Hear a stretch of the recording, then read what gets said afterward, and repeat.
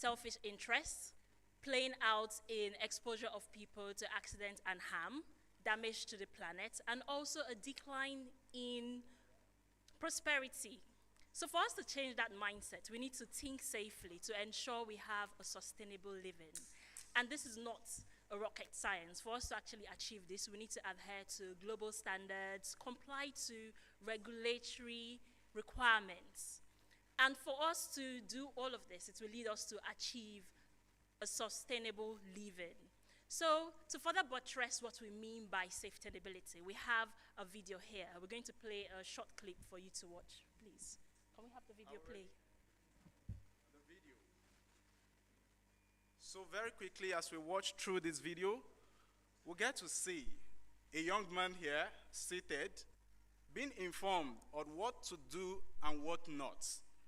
However, in the course of the video, you get to see that the person took the wrong decision, which ultimately led to his death. Again, when we say sustainability, what this simply means is safe thinking for sustainable living. So when we say sustainability, I need us to re-echo it and say sustainability, safe thinking, sustainable living. Sustainability. Safe thinking, sustainable living. Thank you. Thank you.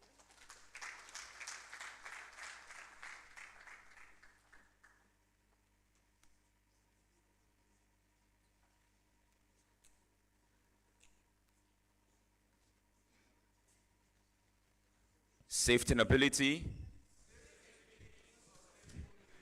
I just wanted to make sure that we still remember that. This is the Leadership Reboot 03, and I'd like to quickly give a summary as to what this event is about, just in case you're wondering what exactly Leadership Reboot is all about.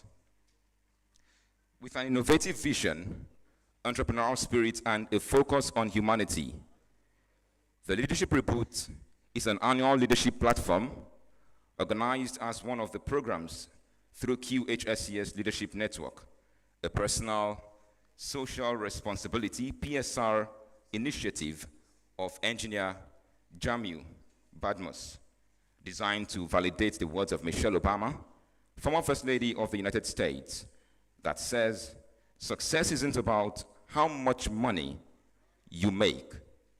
Success isn't about how much money you make. It's about the difference you make in the lives of people." At the Qhses Leadership Network, the intent is driven by passion for humanity and envisioned to develop sustainable leaders who strive to have positive and lasting impacts on people, companies, and the society at large through professional excellence, integrity, and spirit of service. That is essentially what the Leadership Reboot is all about. To leave and make lasting impressions on people, companies, and the society at large through professional excellence, integrity, and the spirit of service. To do a much more solid work as to why we are here, at this moment I'd like to bring to the podium a man who is renowned as the Jagaban of safety. He's the visionary of the Qhses Leadership Network. Without further ado, let me bring up to the podium engineer Jamil Badmus, the Jagaban of safety. Please keep the applause going till he makes his way to the stage. Keep it going, keep it going. Tiny entertainment, baby. I'm just singing music. Jagaban, I'm up with me Jagaban. No, I connected but now I tell me the real Jagaban. I'm chilling, Ninu Pala Jagaban. But let's check a penny test him up. I fuck my little Jagaban. Now, hell, since I'm All praises and adorations are due to the Almighty wise Creator, the first without a beginning and the last without an end. Having saluted the Almighty wise Creator, Almighty God, May I humbly, with all due respect, welcome our great leaders, especially the guest speakers, special guest speakers, because they are so special to us today. I celebrate you all. I thank you, Dr. Deria Woshika. Mama, I thank you.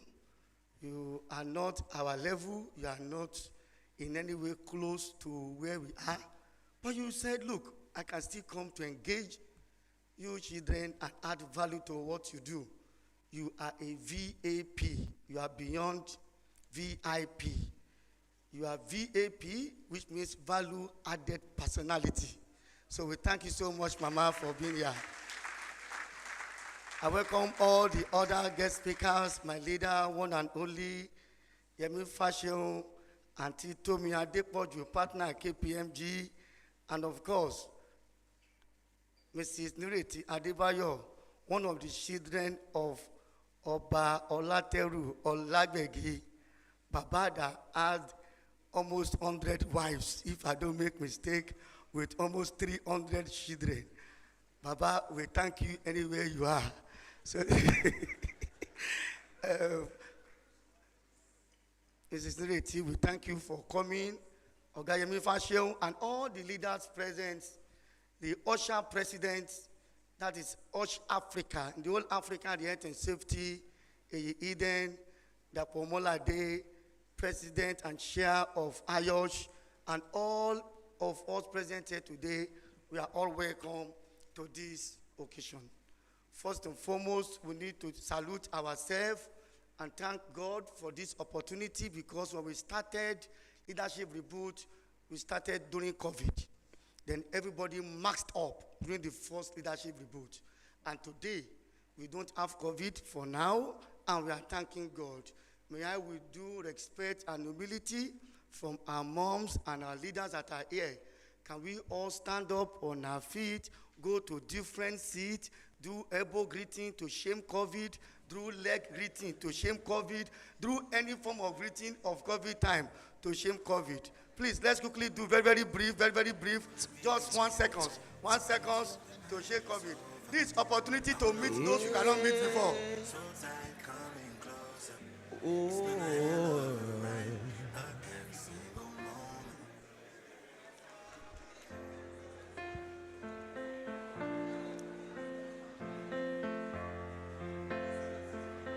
Yeah, it's a means for us to greet ourselves. People everywhere, sharing the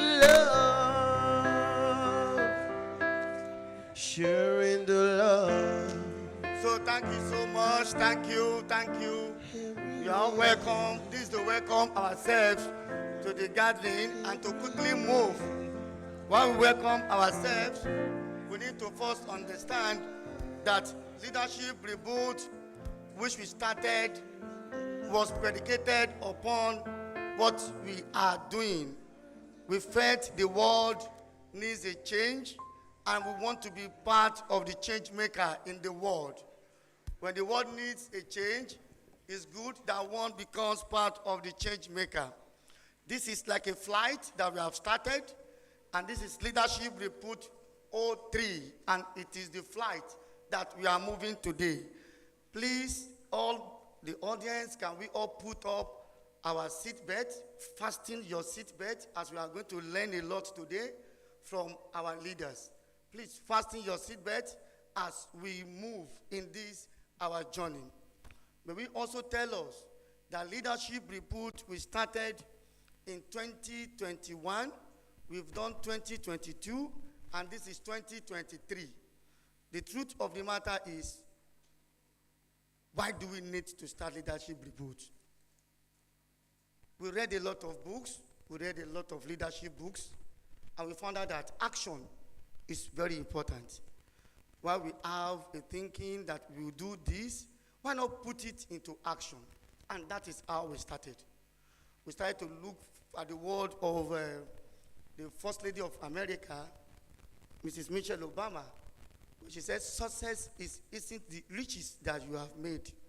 Success is all about how many lives you are able to touch. And that is why we said, for us in Africa, for us at the global space, it is very, very important that the adjective we give to ourselves in Africa, potential, potential, potential, needs to move from that potential by us following what we call sustainable development in line with the SDG goals 1 to 17. Then we stop talking and we start acting so that we can eradicate poverty in this our beautiful continent. Mr. Kola Adeshina, MFR, FNSC, the GMD of Sahara Group, made such a statement in one of the functions. Then we are here today, and we are here before, and will continue to be there to turn dreams into impact. Beyond talking, we want actions. And that is why we started the actions all the way from the beginning of this initiative, when it was born like a baby. Qhses Leadership Network is a personal social responsibility which is now cancelled. It's no more personal. Changemakers starts, then changemakers join. You cannot do it alone. If I ask us, we do expect to clap our hand with one hand. According to MK Abiola, you will just be clapping like this. You clap with two hands. So we call other change makers, and we all join together, give birth to this baby, Leadership Network, because we believe in the words of Jean Paul, that the truth is you do not wait for extraordinary things to happen. You have to start now. Don't wait for that time. You need to move on and achieve the dreams and objectives of what you are looking for. What is our actions? Number one, Qhses Leadership Academy. We set up an academy that has to do with quality, health, safety, environment, and sustainability academy with 55 modules and 37 facilitators. No one of the students pay any dime. We did the academy free of charge. 6 months of rigorous training. As I speak today, that academy is certified to ISO 9001:2015. And I'm proud to say we are like the first in Nigeria. Somebody say, some schools have been certified.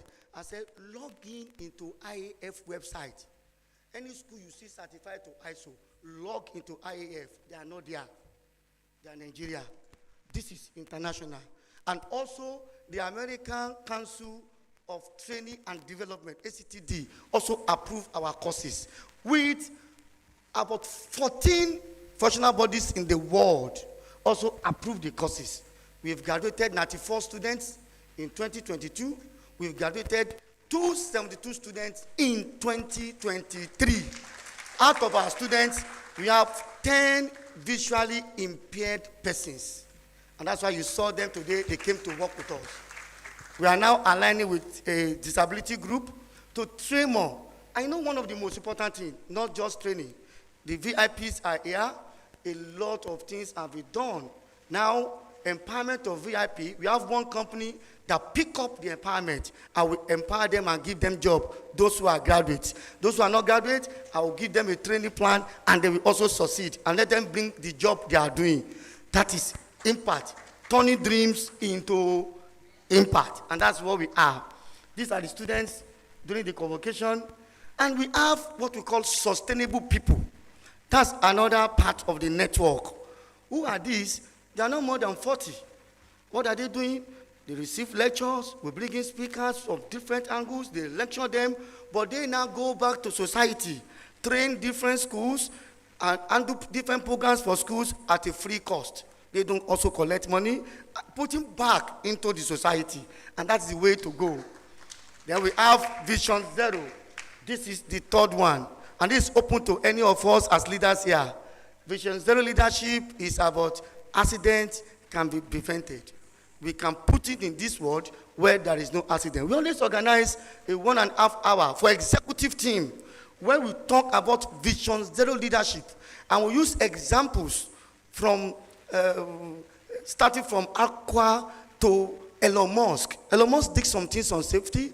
We use it to tell our leaders on how we can manage health and safety. And the last one that this network now contains is leadership reboot. Having done all this, we believe with the reboot, just like when you on a laptop, it will start rebooting. We want to reboot leadership. But this is not a political leadership. We don't want to deal too much with politics. We want to face corporate, societal leadership where you can have empathy to make people in your community, in your surrounding, to be happy. We don't want to wait for government before we add value to people, because we have value-added personality. Leadership Reboot started. We want to transform this award and businesses so that we can have sustainable value at the end of the day. That is the dream. And we started with Leadership Reboot 01. Professor Lede Bale, with Engineer Margaret Oguntala, the next president of NSC by God's grace, because she's presently deputy, and she'll be the first female president of NSC.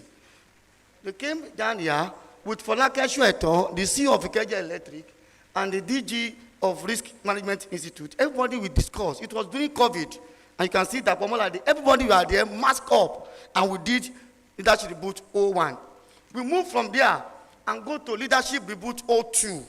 In the 02, we have Pastor Itwa Ogodalo. The theme was Future of Work, Becoming a Responsible Leader. And we have Eyitayo Oyo team, we have Madam Bisu Alofe, and we have Dr. MKO Balogun, expert in smart city.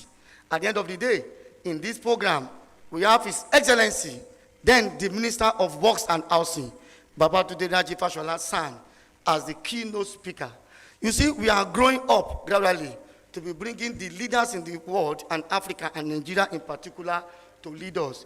In that program, we had Path to Greatness, the CEO's views.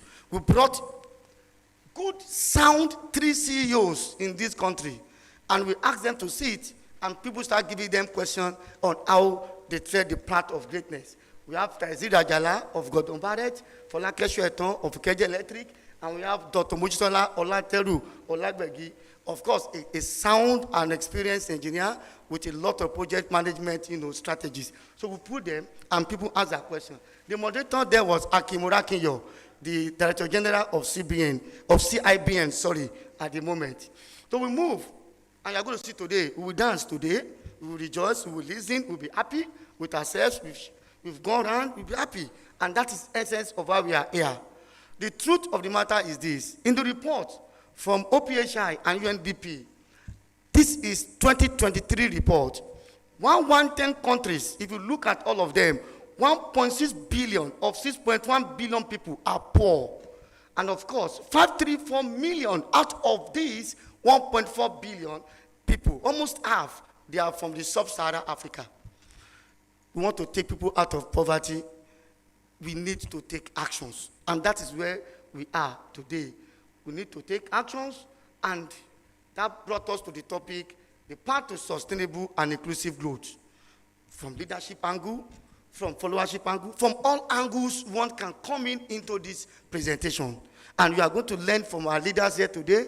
Just be seated, fasten your seatbelt, and we all go to learn from them. Leadership Reboot 03 has come, and we have very powerful, erudite, and of course, people that can even describe how their lectures will impact us and impact our world. We have Madam Tomi Adepoju, partner, KPMG. Let's give an applause, please. Let me mention one thing here. Some will think to bring people of this caliber here, you pay like 1 million, 2 million. It is true. If they want to bring them to event, you pay 2 million, 3 million, talk 1 hour, your money is gone. But they are here today, all the speakers, every one of them is what I call, we don't have the money. We are also managing, and they supported us with everything we have. So they deserve very reasonable applause, please. We have Yemi Fashion here. Yemi Fashion is a big brother. He doesn't like people to talk about his profile. That's one of the problems he has. Don't tell them. They will not kidnap you. When they even know you are HR, the only way they can kidnap you is to put you in one place and say, recruit us immediately now. And you start recruiting all of them.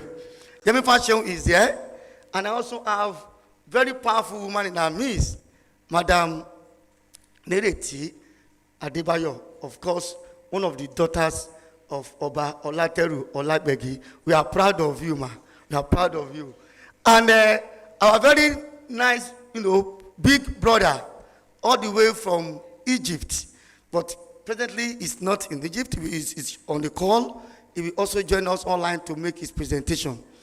He is Professor Mohamed Kafe. Mohamed Kafe speaks to presidents in the world. You can Google him. He speaks to presidents in the world. He too is also here with us. And of course, our mama, the mother, our big mom. I can never forget mommy at all. Mommy, let me just tell them one story about you. You and me, when we... I always tell all my colleagues that story. One of them told me he would have loved to be there, that somebody can drill me, somebody can deal with me, that is very happy. That means I used to deal with all of them. I say, sit down, you don't know anything. That somebody can deal with me too. When I went to Mama to invite Mama, very wonderful mom, we called her. I used very powerful sauce, extremely powerful. She was even very busy. She has no time today at all. The powerful sauce said, you must have time for this, my son. And she said, okay, I will do it. You know what? And I went to go and do IV, invitation card, very beautiful IVO.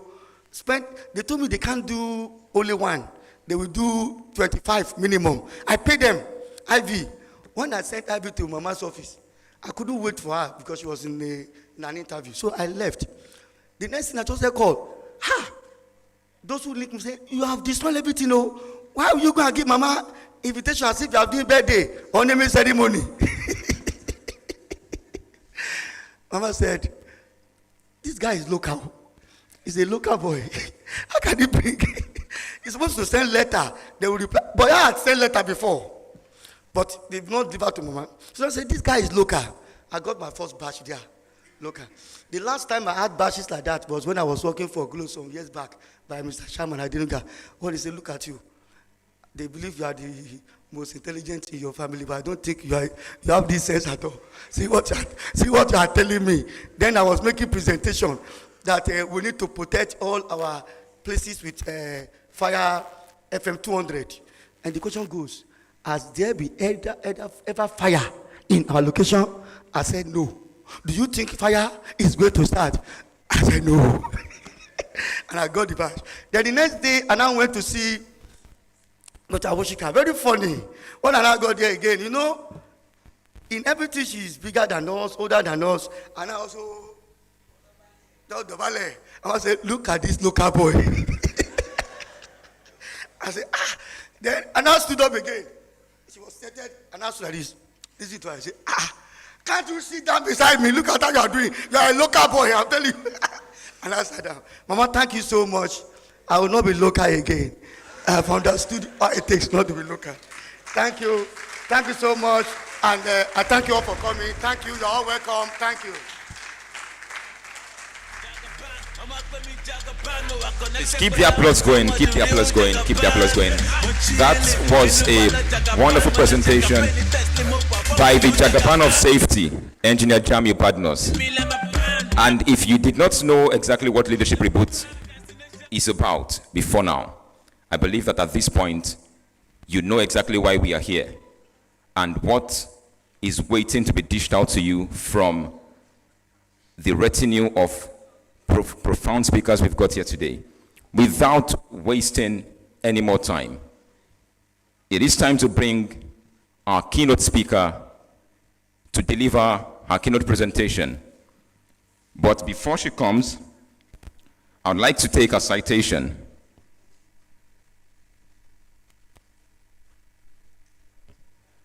Dr. Mrs. Qhses Josephine Awoshika was born in Sapele, Delta State. She is an accomplished administrator with over 3.5 decades of experience in public sector governance. She was the pioneer national coordinator and chief executive of the National Program on Immunization, director parastatals in the office of the head of the Civil Service of the Federation, director, Department of Community Relations and Youth Development in the Ministry of Niger Delta Affairs, and rose to the position of permanent secretary in the following ministries: Career Management Office, CMO in the Office of the Head of the Civil Service of the Federation, Federal Ministry of Science and Technology, and Federal Ministry of Power. In her career pathway, she attended the National Institute for Policy and Strategic Studies, NIPSS, Kuru, Plateau State. In the year 2005-2006, where she obtained a member of the National Institute, MNI. She retired as a Federal Permanent Secretary in January 2013. Dr. Mrs. Awoshika is a member of the Board of Advisors of Africa Initiative for Governance, AIG, Advisory Council to the Olu of Warri, Council of University of Warri, and member Governing Board of the Nigerian Prize for Leadership, a Fellow of the Pharmaceutical Society of Nigeria, PSN, West African Postgraduate College of Pharmacy.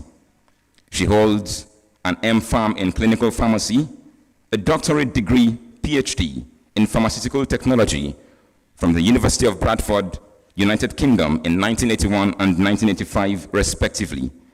Obtained a postdoctoral certification in Clinical Pharmacy from the University of Leeds Teaching Hospital, UK. She is the chairman of International Foundation Against Infectious Disease in Nigeria, IFAIN, and served as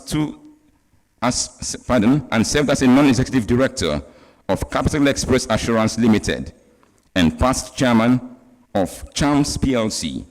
She was recently appointed as an honorary consul to Czech Republic in October 2022.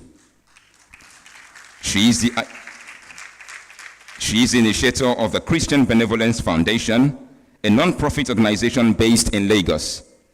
She is happily married to Dr. Olubayode Olugbenga Awoshika and blessed with children and grandchildren.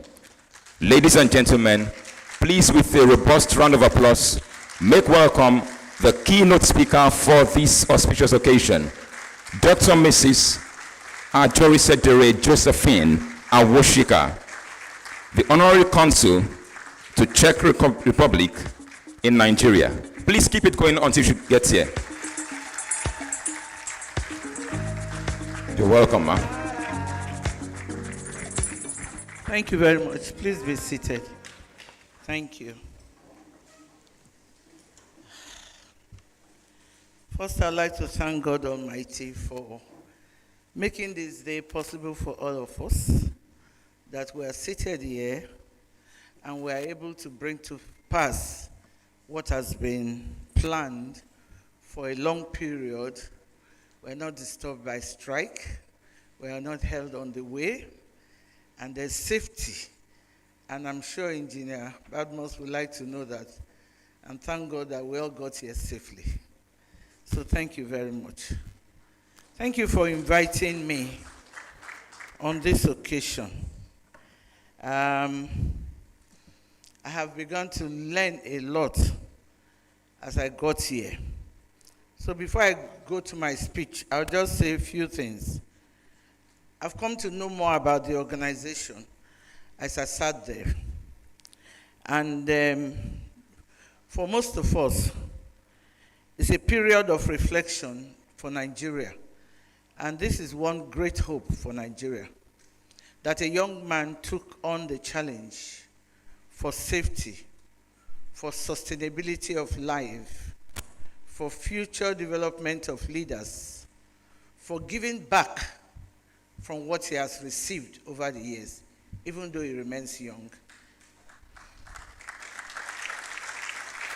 I salute your efforts and the efforts of your wife standing with you and all those who have stood with you to make sure that the vision go beyond words, that they go beyond dreams. We know one of the good things for Nigeria, which we will begin to change as we reboot, is we like talking a lot without providing solutions.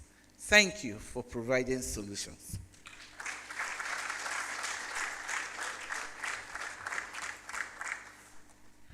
So I'll go straight to my speech.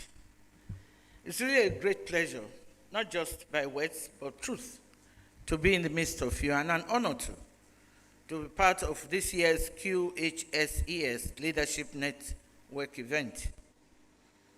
I want to express again and again my profound gratitude to the leadership of this network, the organizers, and to my sister-in-law who bent me beyond, because actually my day is filled since morning, and I've just been working out things in my head and sending messages. I'll be late for this period. So, pardon me. But nevertheless, I have gained a lot, inclusive of vocabulary, VAP. Thank you.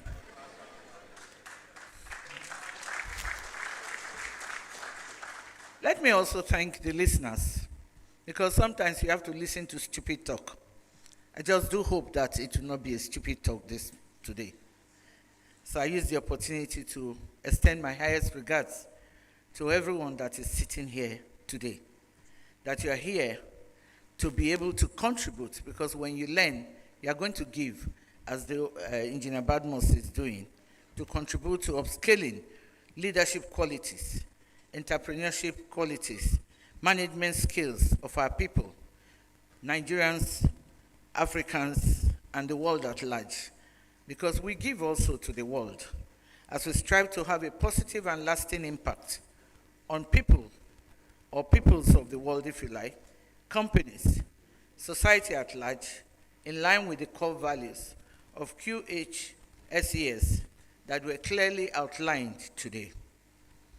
If I ask the people in this room to mention personalities that they consider successful, or people outside this room out there that have achieved success, they are likely, you will hear names of people who are at the top of their career or their profession.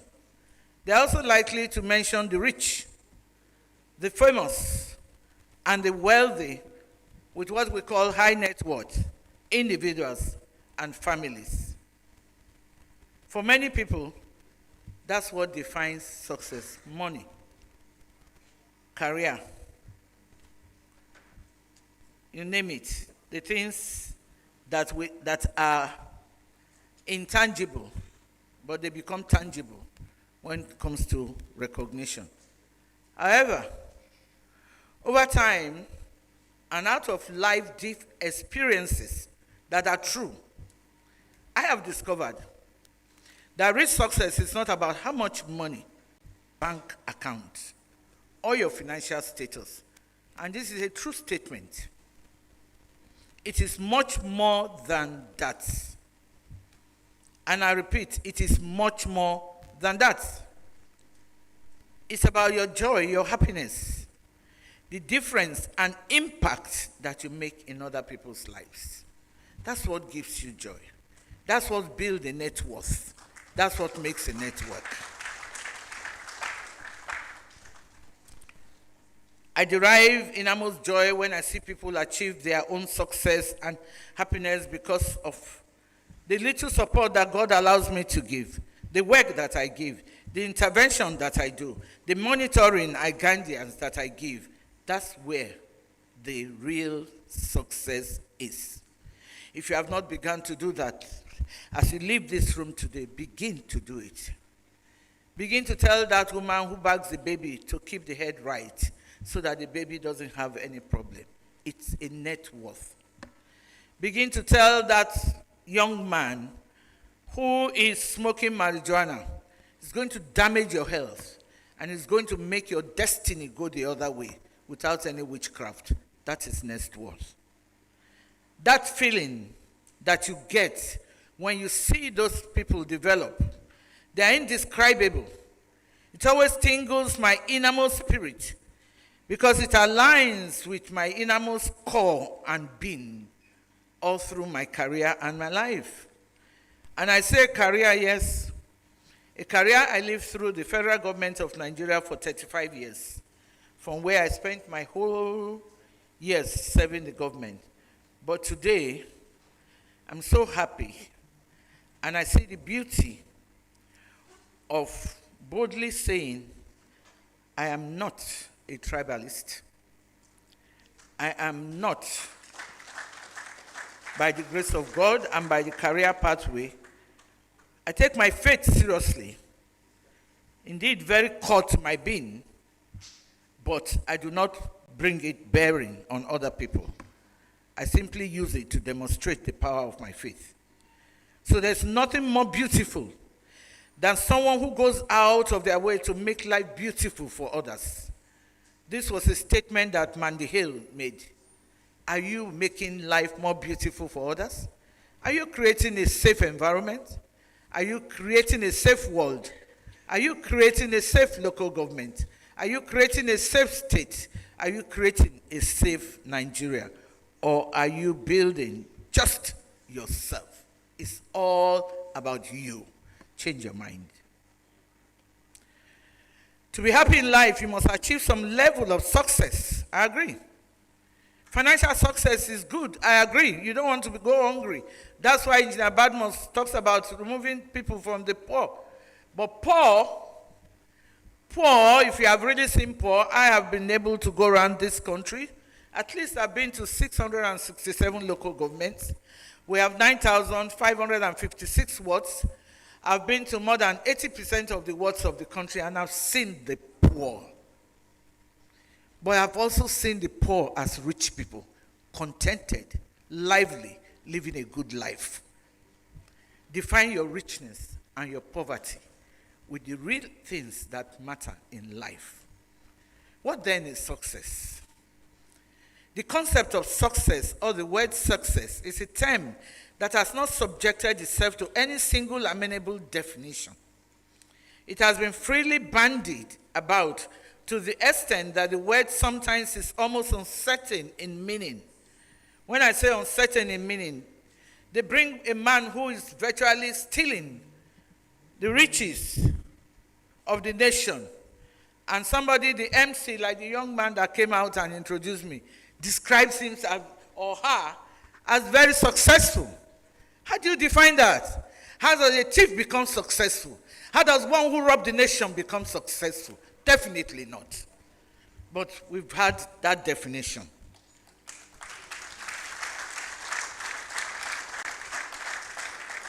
Clearly, the word success is relatively a subjective term. That's why somebody can be described like that. And as such, it connotes different things to different people. There are people who want to hail such people. But success could be achievement in the area of material acquisitions.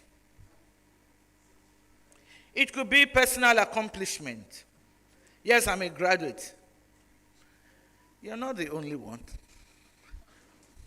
I have masters. So many have it. I've seen masters student, gentleman, engineer, British, not black, driving the bus, but earning right. Oh, I have PhD. It's okay, that's your desire to have a doctorate degree. But that does not make you better than other people. You just chose to be that way. You chose to acquire knowledge that way. Good. Good to do that. It's good. It could be all this personal accomplishment. They're good. It could be access to power. You know, Nigeria, we like the word corridor of power. I had somebody introducing me over this weekend in channels. She must have done it after I'd left when packaging. Said she's been in the corridor of power. I said, really? I said, I've never been in any corridor. I stay in the conference room or I stay in the office, but I don't sit in the corridor. To be in the corridor means you are a neglected being. To be in the corridor means you are scrambling. To be in the corridor means you are not recognized. Let's get the definition correct. So, really, achieving desired status, it could be just making others happy. That's why Mother Teresa is known for whom she is. She's just a reverend mother. All she did all her life was making others happy. How many women are in history sustainably like Mother Teresa? There are very few. There are very, very few. That's why Mrs. Obama could make a definition. She saw it all. She's gone through a career pathway. And then she came to the White House. And she saw that the White House is just a White House, unless she has a soul in her being to be able to do something for others. Otherwise, the White House has a room like your room. It has a dining room like your dining room. It may not be the same fashion, the same way, but it's a dining room. They dine there.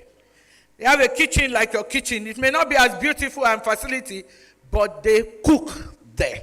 So it's a house. It's only painted white and called white to be able to respect the place. So she made a statement and defined success about helping others. That's why it's always very delicate to objectively say that someone has achieved success. Nevertheless, one thing is clear. Despite varying meaning of success, it is bound together by an underlying theme: smart, disciplined, focused, hard work. I repeat, smart, disciplined, focused, hard work. That's underlining where you can tell somebody is successful. You don't have discipline, you are not smart, you are an idiot. I'm not abusing. An idiot is a description of the way the person behaves. You know, somebody can have money and behaves like a fool, like an idiot. You are not focused. We can't tell what exactly you do for a living. What do? Do you push the trucks? Do you sell kokuba on your head? What are you doing? Nobody can lay hands anyway. He has money. Indeed, success is very much like beauty. Align it to beauty. Beauty that they say is in the eyes of the beholder. Everyone has their own unique opinion of what success looks like. Yet, individually, we are responsible for our own definition of what success is. Make sure your definition is aligned. We are responsible on how to make it a reality. Coming up with a definition of success that really reflects our personal values, our core values, can be exercised in the underlearning. However, it is gratifying to note that Qhses Leadership Network is a veritable platform, and they have shown it in the presentation, for leaders to learn. Anyone who cannot learn, who does not learn, is a dead being upstairs. The brain is dead. So, unlearn the wrong things and relearn through a strategic learning process that enables leader to be the best. And that's the whole thing around rebooting. Reboot your mind. Out of the mind comes all the issues of life. I took a Wikipedia definition, defines success as the state or condition of meeting a defined range of expectations. That's their definition, and it has some truth. Success is a state of happiness or contentment with one's achievement of set goals, dreams. That's why it's here today. Turning dreams to impact. So, for some people, like I said before, fame, money can apply to their success. It can apply to relationship, to a personal goal. The Webster Dictionary, however, defines success as the fact of achieving wealth, respect, or fame. So the Webster Dictionary describes the societal definitions as opposed to Wikipedia. And the Cambridge Dictionary defines success as achieving of results wanted or hoped for, either as individual or collectively. We are here to collectively have leadership reboot. And we must be successful at doing it if we have identified with the calling. In some ways, a better word for success might be attainment, accomplishment, or progress. It is not necessarily a destination, but a journey. It's a journey that is ongoing. It helps you and I to develop the skills and resources to thrive. That's why we are learning here today. That's why we are learning the skills. We are listening to people. We are going to have interactives. You are going to speak. You are going to ask questions. Your question may become more relevant than the keynote speaker. Let's begin to think deep and wide. What people view as success can vary depending on their needs, goals, and situation. The criteria for success depend on context and may be relative to a particular individual or prevalent belief system. And that's why you say you have a mentor. Nothing wrong, but make sure that the core values of the mentor aligns with yours. Don't have a mentor because he has billions. Have a mentor because he aligns with your core value. So the degree of failure in a situation may be differently viewed by distinct people, such that a situation that one considers to be a success, another might consider it to be a failure. Often we define success by whatever we've accomplished. Now let's have a better insight. Sometimes we adopt other people's versions of success. Nothing wrong if it aligns, but without really questioning your own version of success. This can lead down a path of achieving things that look like success to others, but bring lasting satisfaction, pride, or fulfillment in our personal life. Personally, I want to define success as the satisfaction of reaching one's desired goal in life that brings about innermost fulfillment, joy, happiness, that tingles my innermost part, my core and being. To be able to impact, for me, is success. It's not just about achieving the goals and aspirations, but about finding true and innermost happiness. Fulfillment in my endeavor, community service, personal relationship. It's about continually growing, learning, leveraging contacts, your network. I always say it, your network is your net worth, not your money. Experience and expertise acquired over the years to make a positive difference and impact in the life of the people, in the community, in the nation, and nations of the world. Success to me is all about the impact and the smile that we are able to put on the faces of our family, friends, colleagues, and other people. Don't be a hatchet in your family. When you get there, they say it's a nice man, and the family hears, it's a nice man. We haven't seen it, not in the family. Then you don't have a story to tell. You are a different person, changing, chameleon. You are here, this color, and that one, you are this color. So please, let's begin to look at these things very seriously. More importantly, the joy and happiness we bring to humanity gives us the ultimate feeling of success. This kind of success carries intrinsic emotional values. They are unquantifiable. That is why Jack Liu quotation, it resonates very well with me. I think there is no higher calling in terms of career than public service. And public service here, I don't mean government, serving the public, which is a chance to make a difference in people's life and improve the world. Jane Goodall opined this way: what you do makes a difference, and you have to decide what kind of difference you want to make. That's what she said. For me, anybody aspiring to leadership position, especially leadership position that affects the public service, should be guided by this kind of success.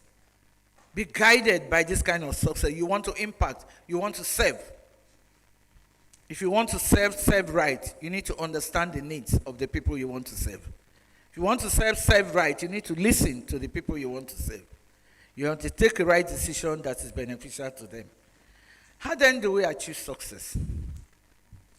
Achieving your own version of success is sometimes not going to be easy or happen overnight. But success becomes a journey and not a destination. It's ongoing. You need to see it is a long distance run rather than a sprint. You must then be ready to go through the journey in order to arrive at your desired destination. The journey towards greatness and success may be a long one, always a long one, but your chances of reaching your goals are much better with the attitude of positivity. Have a positive attitude. Be hopeful. Be dedicated, dedication, persistence, like they've done as Engineer Badmus was giving his story. And hard work. Hard work is very important. Not everyone wants to be a billionaire entrepreneur. You don't have to have that ambition. But we all want to live happy lives filled with love, accomplishment, and independence. It's the realization of your potential and the ability to live a fulfilling and meaningful life that matters at the end.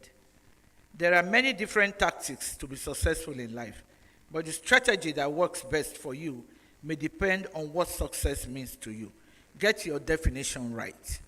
Achieving success requires robust planning, solid work, ethics, consistent execution. It takes smart, hard work, strategic goals well situated. To be successful, you must make sacrifices. And I want to emphasize that, sacrifices.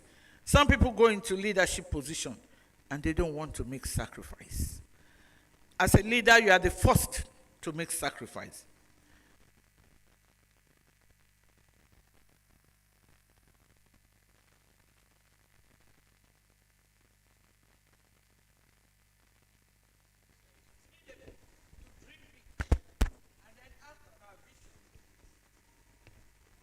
Thank you. Thank you. Thank you. To achieve success, we need to dream big. So have a big dream, as is said here.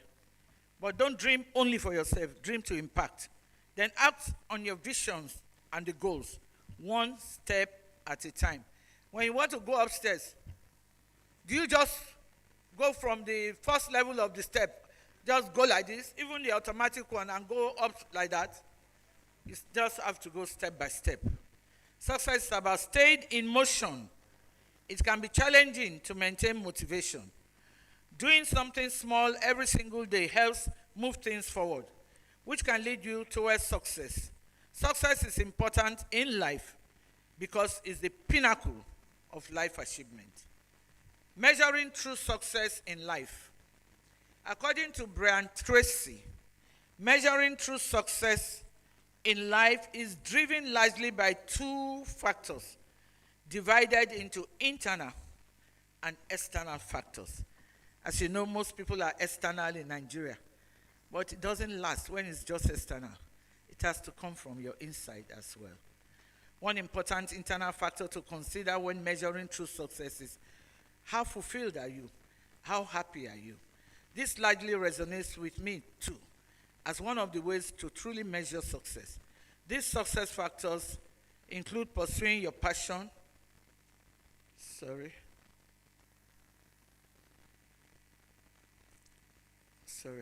it flipped up.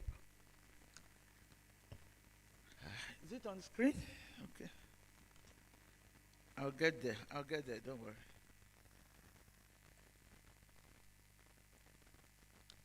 You know how this thing can just go like that?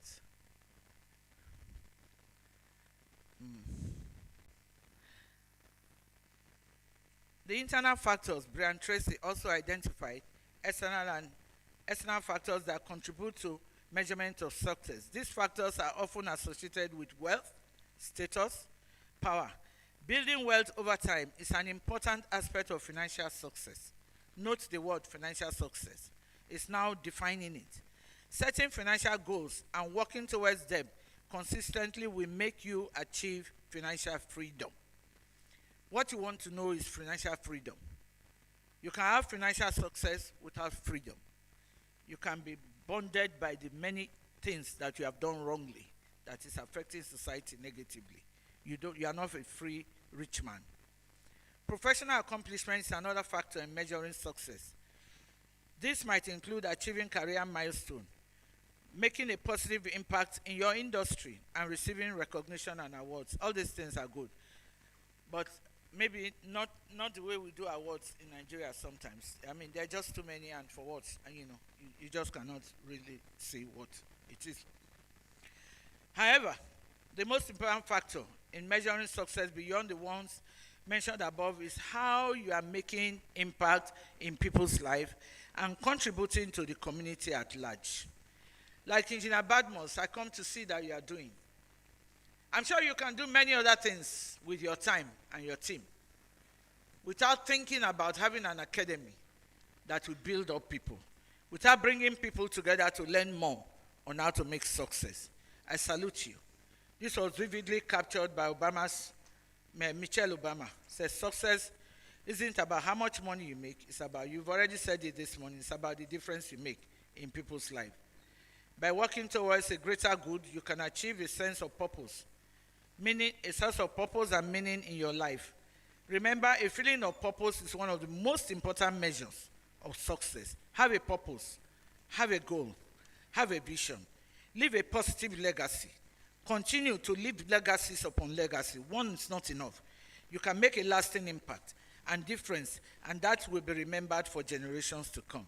Make a difference in people's life, please. The community you live in, the nation you are in, is truly a measure of your success, beyond material acquisitions, beyond your career success. If you truly want to make a difference in the lives of others, then the true meaning of success could transcend beyond this room, beyond sitting here, and prevalent measures of success. Go out there to make that difference in people's life. Impact people positively. Be a leader, and be a potential leader to every level that you want to get to make a difference in the lives of people for service. Then you must be interested in doing something different. Do something different, leverage the work of others, and do your own work.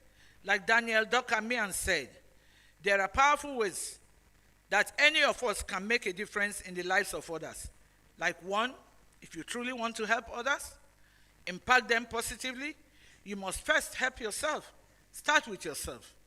Start with yourself.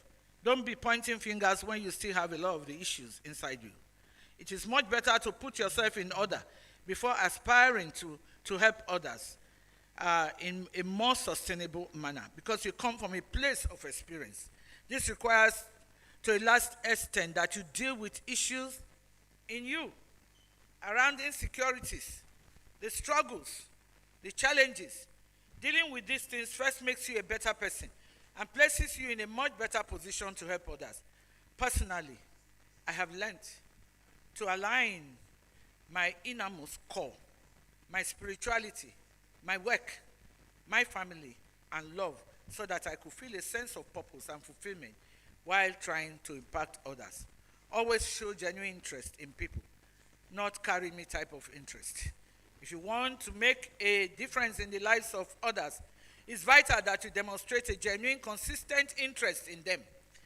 Whether they are part of your family, they are friends, they are enemies, whatever they are, you must always show genuine interest in people.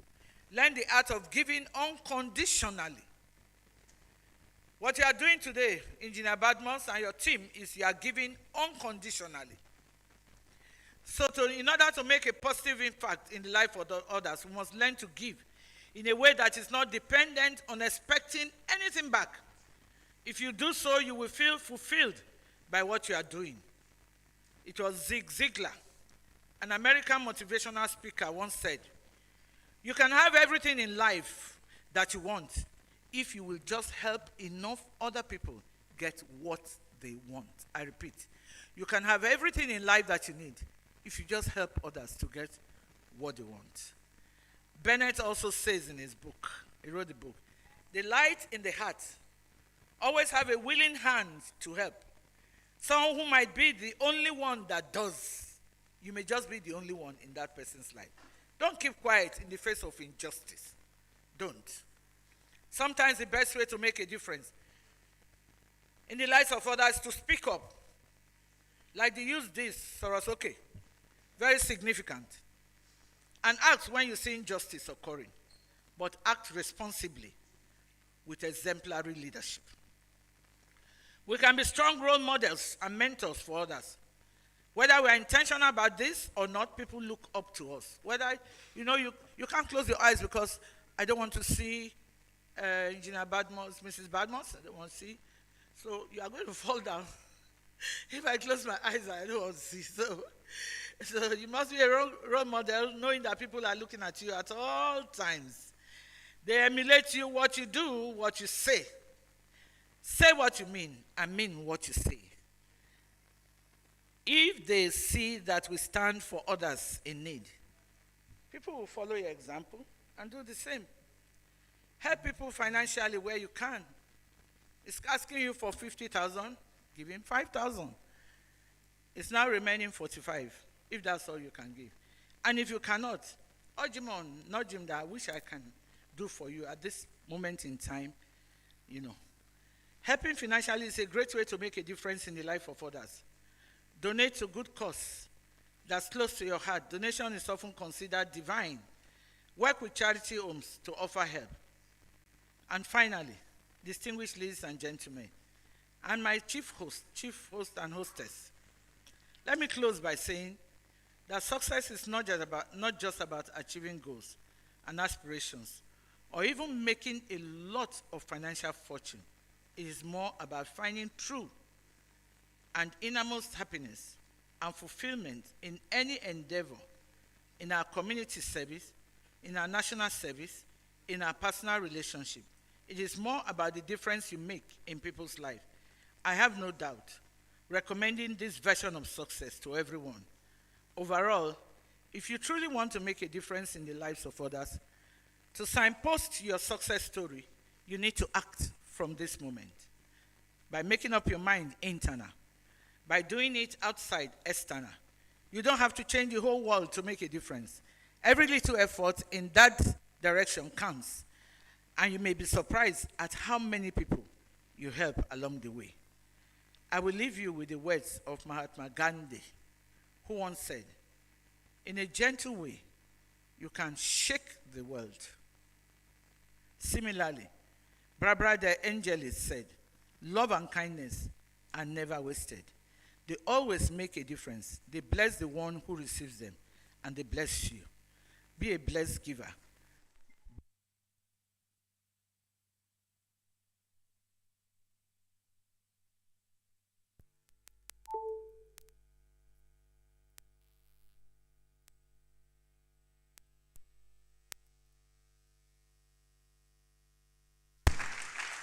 A standing ovation. That was wonderfully delivered. A complete recipe for success. A complete recipe for success. Please keep it going till she gets to her seat. That was the keynote address delivered by Dr. Mrs. Ajori Sedere Awoshika. Please keep it going, keep it going. That was a sterling delivery.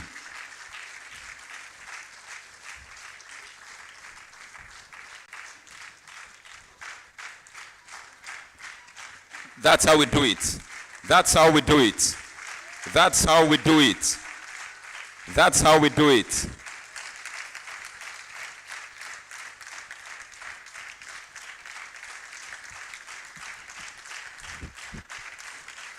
Wonderful, wonderful, wonderful.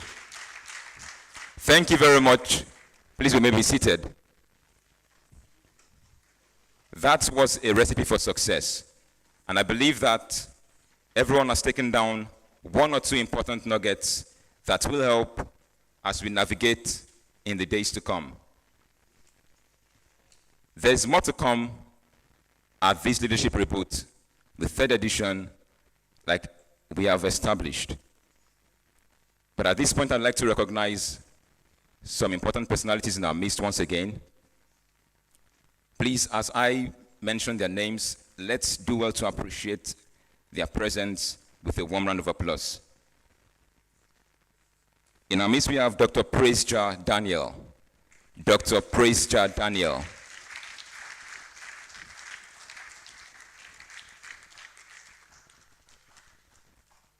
This person I'm going to introduce now is very much important to the success of this occasion, and I'll tell you why.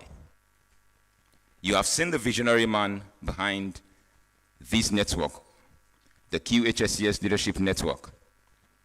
You have seen the great things he is doing, how he's been able to pull together these people to impact this vast amount of knowledge and to cause change and leave lasting impressions on people, companies, and the society.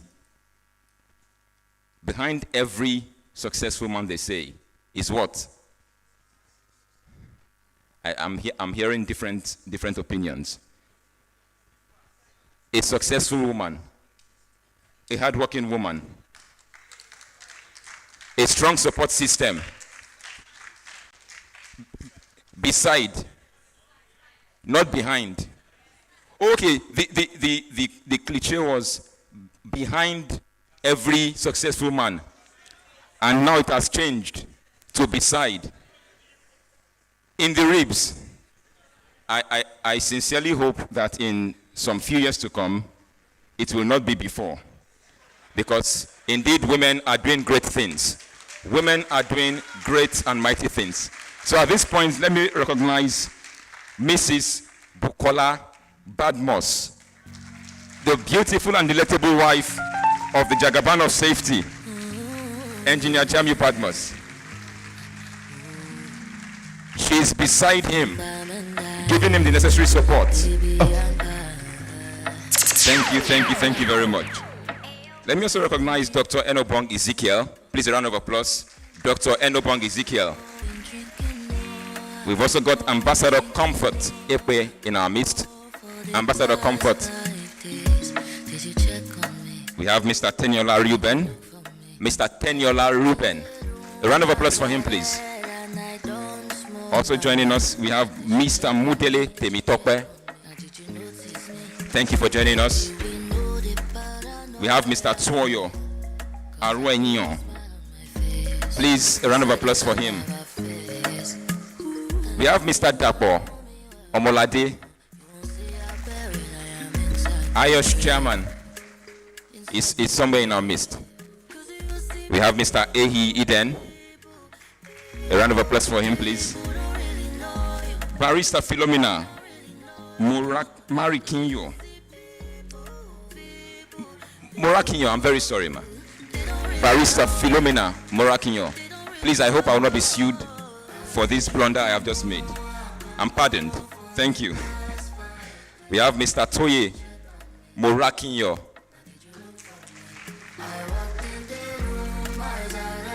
We also have in our midst Jadisola Lagoke. Please, a round of applause for her. We have Mr. Adenuga James. Mr. Adenuga James. Thank you for joining us. Let me also recognize the presence of Mrs. Adebola Kolawole, the chairman, Nigeria Red Cross, Lagos State Branch. Her team is ably represented here, fully represented in fact, to ensure that things don't go berserk at this event. Thank you for joining us, ma'am. We have in our midst Mr. Hassan B. Hassan. A round of applause for him. And lastly at this time, but definitely not the least, Mrs. Fumi Adebola, the founder, social CEO. Please, a round of applause for her. Thank you very much. It's been an amazing time up to this point, and we just thought we would break the ice by having the next item on the program of event, which is the economic and well-being break. The economic and well-being break. It's a time for us to go around, stretch our muscles, prepare for what's more to come. But while we are at that, I'd like to invite Timileyin Fabumi and Prince to serve us some entertainment, some good music. So please, for this very short moment, unwind, stretch your backs. If you need to use the restroom, please, we've got restrooms on both sides of the hall. So please just make your way out, speak to the protocol officers. So please, let's make welcome Timileyin Fabumi and Prince to guide us with some entertainment for this economic and well-being break. Thank you very much, Sasa. I'm also giving a speech. All right, so a big thank you to the keynote speaker. It was like she read our mind when we were working on our rendition, I Am Prince. We said, what can we, render on this wonderful occasion? And we thought of it that people need to network. And the reason why we need to network is because we also have a lot of people to help. And without me and you, we can't help anyone. I can't do it alone. So, but a tree doesn't make a forest. Trees makes the forest. And that's what's bringing us to these wonderful renditions. And as you listen, enjoy.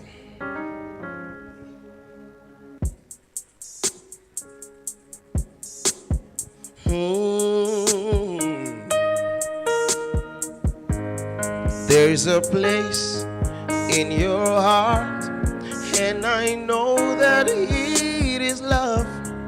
In this place, it was brighter than tomorrow.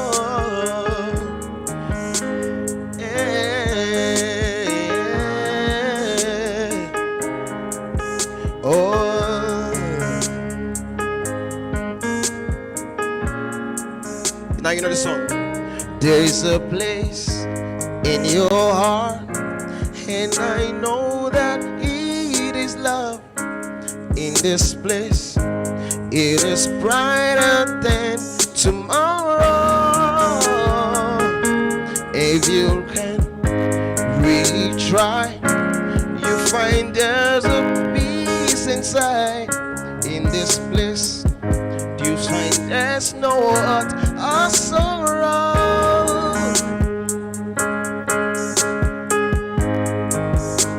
Oh, yeah. You're the one. Make it a better place for you and for me and the entire human race. There are people dying. If you care enough for the living, make it a better place. Make it a little space.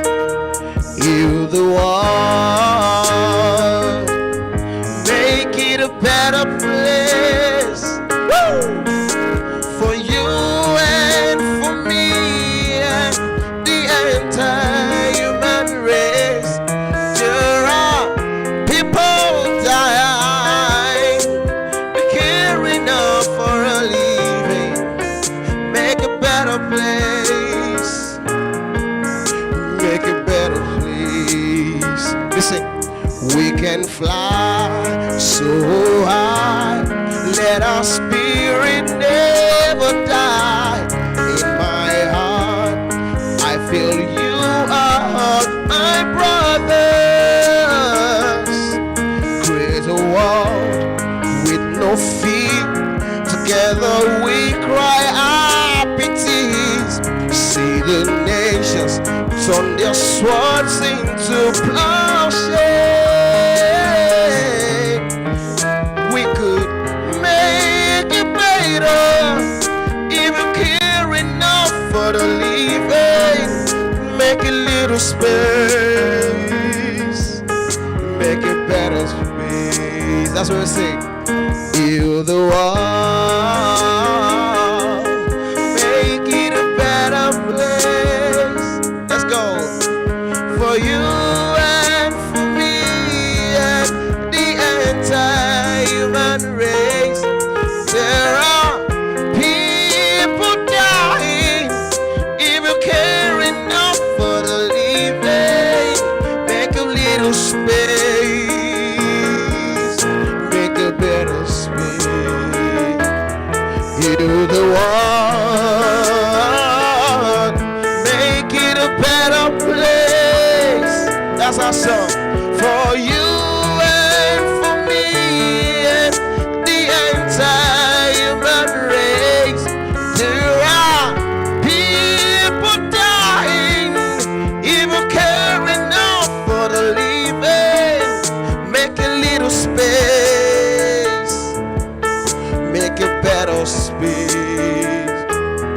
Heal the world,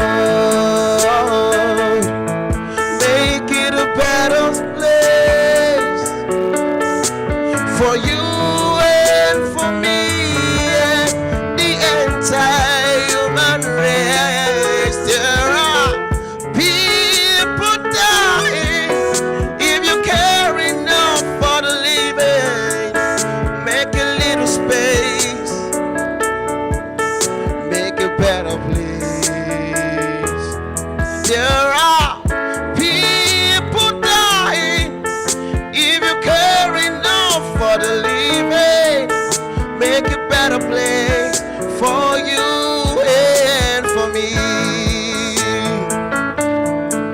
Oh, for you and for me, for our children, for our people, for ourselves, for our people, for our children,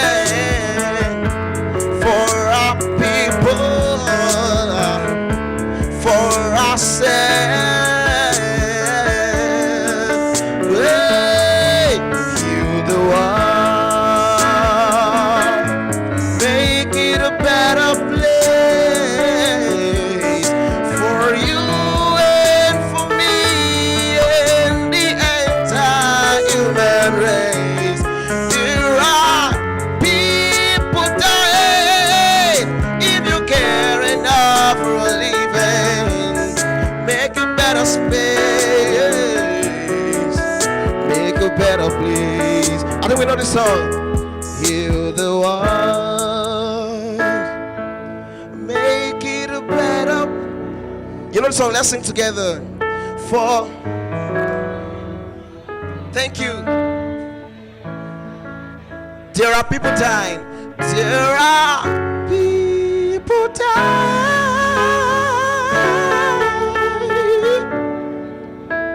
Make a little space, make a better place. Let's do it together with the music. Heal the world, make it a better place for you and for me and the entire human race. There are people dying.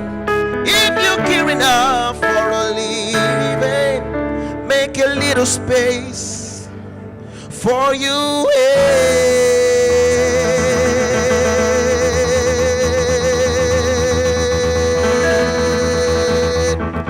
for me.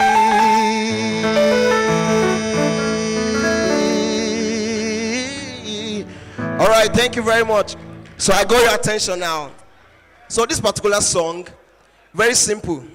It says together, reboot, refire, no detire, together, reload. Me and you lead together. So I will teach you so we can know it. Are you ready? You understand? So very simple song. Say together, reboot. Can we hear? Together, reboot, together. Can we do it? You understand?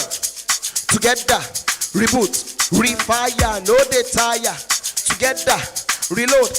Me and you lead together, together, reboot, refire, no detire, together, reload. Me and you lead together, and it's a simple dance. You understand? You like?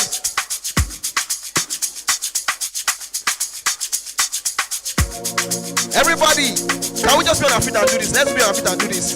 Let's try. Let's be on our feet and do this. I need that energy. I need energy. Energy. Energy. Energy. Energy. Energy. So simple. Listen. One hand. One hand. Two hands. Two hands. One hand. One hand. Two hands. Two hands. Together. Reboot. Refire. No detire. Together. Reload. Me and you walk together. Together. Reboot. Refire. No desire. Together. Reload. Me and you walk together. You know the song now? Yeah. So we do it now. Are you ready now? Are you ready now? Are you ready now? So you know the dance. Rock. One.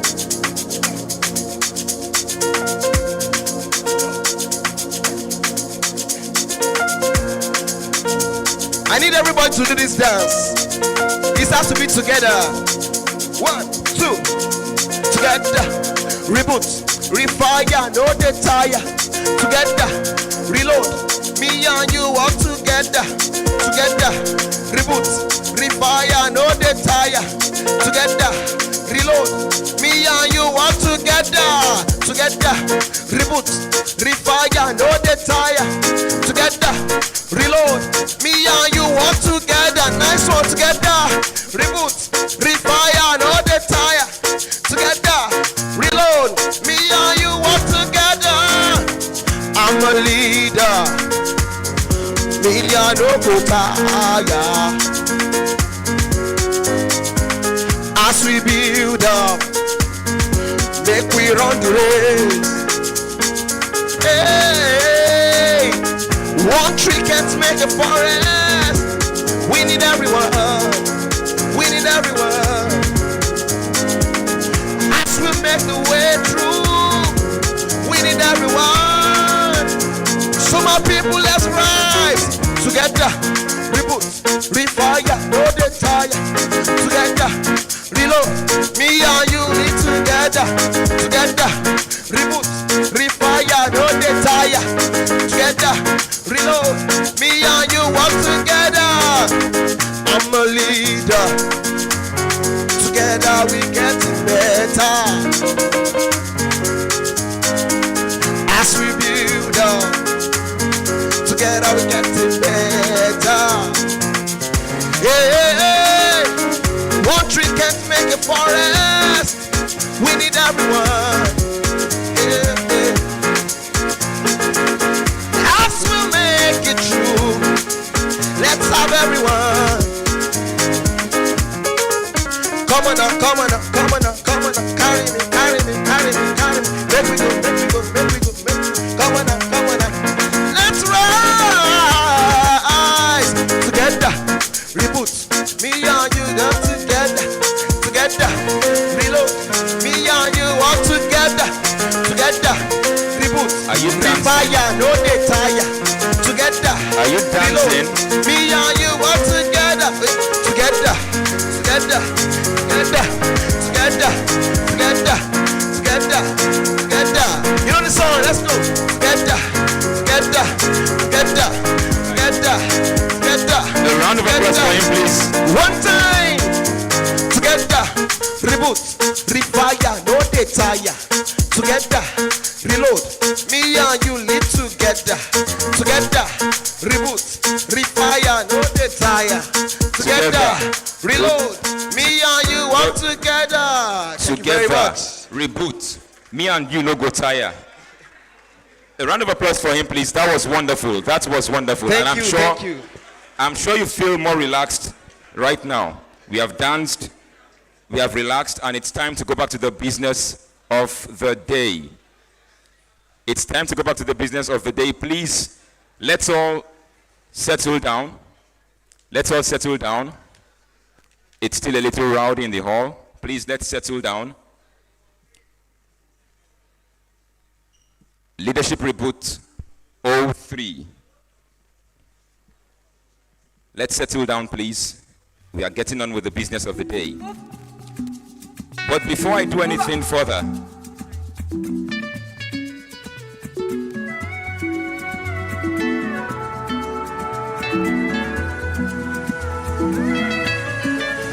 you see, we are the top.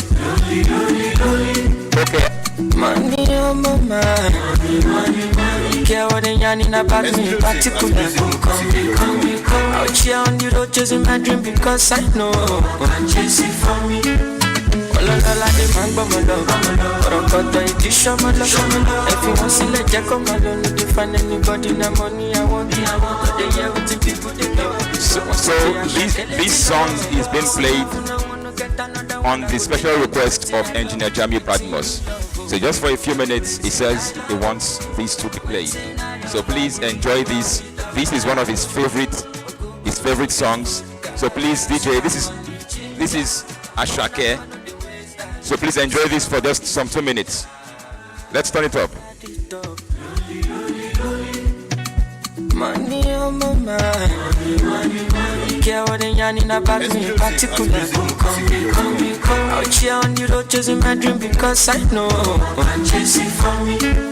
Ololola de mango molo, orokoto idisho molo. If you want to let you come alone, you can find anybody na money I want. They hear what the people they do.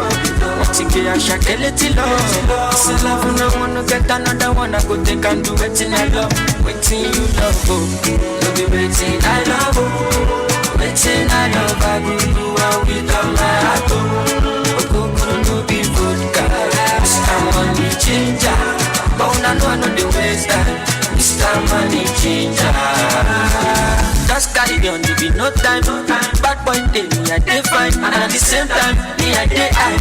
Go through the most stand out, calm down, you go dey fine like fine wine, no decline. Sick about TV, extraordinary things. Show me love, I go show you more.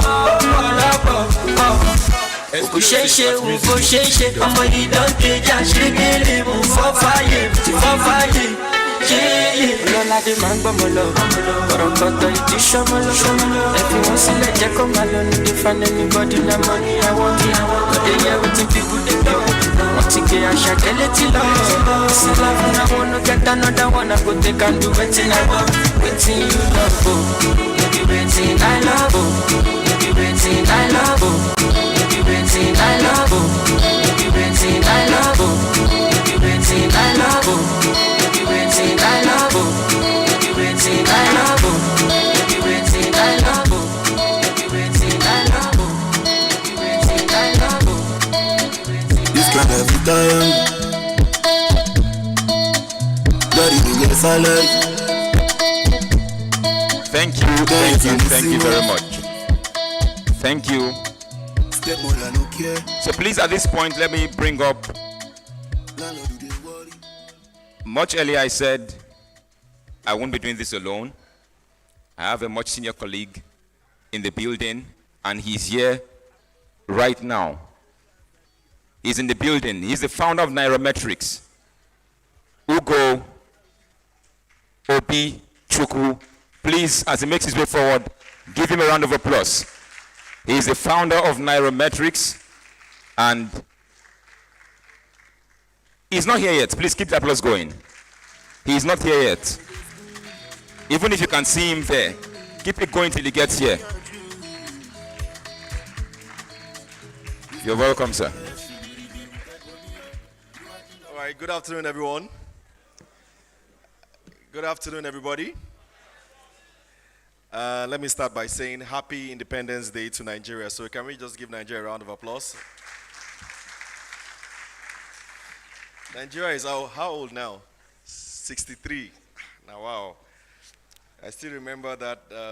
Who remembers that 1985 advert when Nigeria was 25? You know, we used to have one song like Nigeria is 25. They never born that dead.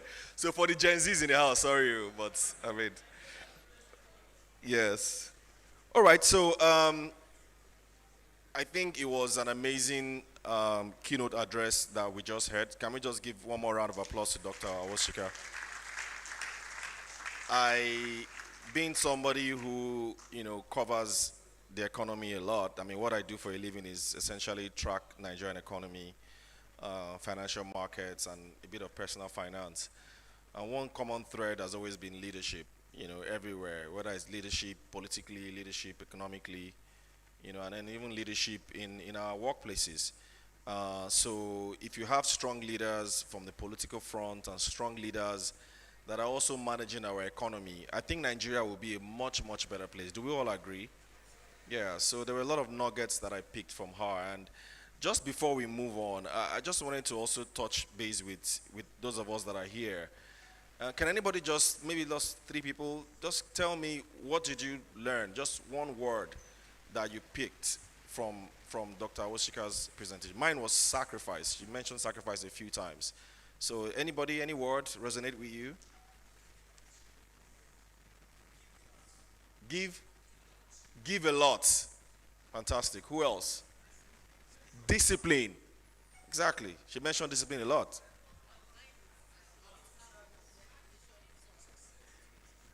You need to have your own definition of success. Exactly, to be successful. Because a lot of people think success is just wealth. Anyone else? Be in the room. That was one of the best though. Be in the room of power, not in the corridors of power. Because those in the corridors of power, you just be waiting. And the secretary that you'll be gisting with. So you want to be in the room of power. So there were just so many nuggets, and I'm very happy that a lot of you took notes. And of course, in the course of this leadership reboot, there are also going to be speakers that will come up as well that would also give us incredible nuggets. I've seen the list already, and I'm like, wow, how did Jamiu pull this off? On a holiday, for that matter. Yeah? It's only Jamiu that can pull things like this off. And so we're going to be having two speakers come up to give us lectures.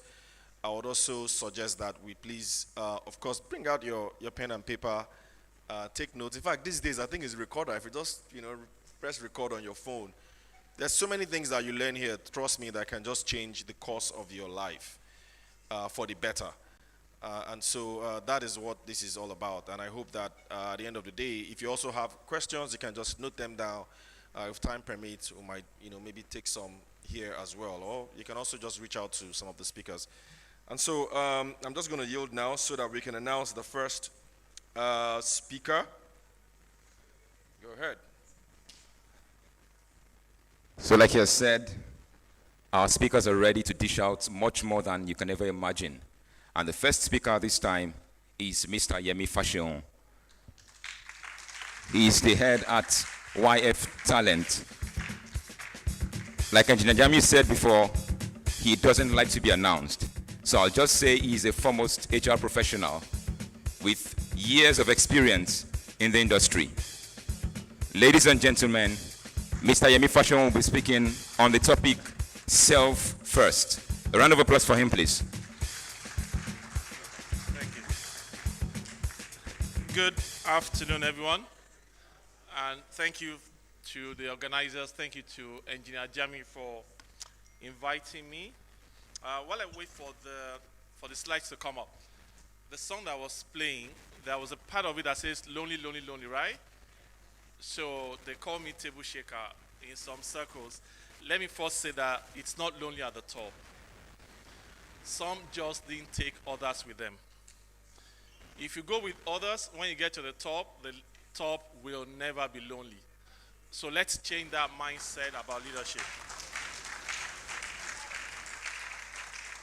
So that's the first thing I'll say. The second thing is, when I was going to choose my topic, I wasn't so sure. When I saw the list of speakers, I was thinking, was I going to speak first or second or last? And I am sure of at least one person in this room who may have stolen my topic. So when I saw the agenda and Jami put me as number one, I heaved a sigh of relief. So if we're going to be talking about the same thing, then she stole my topic. That's number two. Number three is, when my slides were ready as of this morning, before I sent them, and I was still preparing how to have the conversation, somebody sent me not too long a message, and it just drives home some of the conversations I'm going to have with you in about maybe 20-25 minutes. And I'll read some part of what my mentee said to me. Daddy YF, I don't know why they call me daddy. I'm such a young boy. Good morning, sir. So my line manager is the issue here. She's manipulative, self-centered, sets up one for failure, takes credit for both team and individual achievements, all the way down. Once the credit is coming externally, then there is a problem. I have tried several ways of understanding and relating with her, but nothing worked. And whenever I express my concerns or give feedback to her, I can be sure to get a retaliation. It goes on and on. We had a meeting with management, but after a few days, we are back to status quo. YF, I had high hopes of working with a woman. I have never worked nor had a female HR boss. And I really wanted to learn, but YF, this is manipulation. Goes on and on. I have been in and out of depression as a result of this. Palpitations because I'm going to work, and I have to work with her. Sleepless nights. I don't understand how this can be. I am not the best yet, and that's the part I like the most, self-awareness. I'm not the best yet, but I promise you that all the people I work with and I've led as a team lead, an HR manager will tell you how much commitment, hard work, empathy, and passion I have for my work, and most importantly, the fact that I'm not sentimental. But this, wife, I am drowning. And I don't know how much longer I can hold, but I need the money. Please advise me, I need help. Now, I need to get used to it. Can I use the mic, the other mic, rather than becoming a pastor? If you don't mind. Thank you. Better? Can we hear me? Okay, so if I check the profile of this line manager on LinkedIn as at this morning, I'll see that she has written on something around culture, leadership, and employee experience, right? The same line manager. So we have so many people talking leadership, but very few people acting leadership. And that was the reason I just said, whatever it's worth, I'm going to be here today to be part of this conversation because we are talking leadership. I was 23, 24 years in the HR space, but the things I've done in the last maybe 2 years now, they've centered around leadership and not even HR. And that is the pain, no, that is because of the pain people like my mentee and other people are going through from a leadership perspective. The talk around it is too much. Everybody is talking. I mean, one of the reasons I haven't done my coaching certification is because everybody is a coach. And everybody is talking.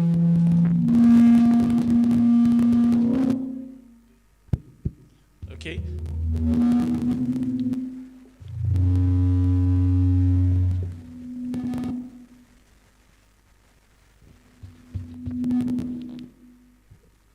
Are we good now? All right. And everybody is talking leadership. Virtually every manager, every HR person, every sales HOD, everybody is going through a leadership course with John Maxwell or with another, and everybody's talking leadership. So with so much talk around leadership in corporate Nigeria, why do we still have such a toxic environment? That's probably the question we should be asking. Why do we still have such a toxic environment to the point that it is not only Nigeria that is sending people away to Japa land? Not because of the economic situation, not because of the security situation alone, but literally because of everything happening and not happening in corporate Nigeria. So employees have tried a one-man business, toxic, right? Then they move from that place to an SME. What's the result? Same thing. And then they move to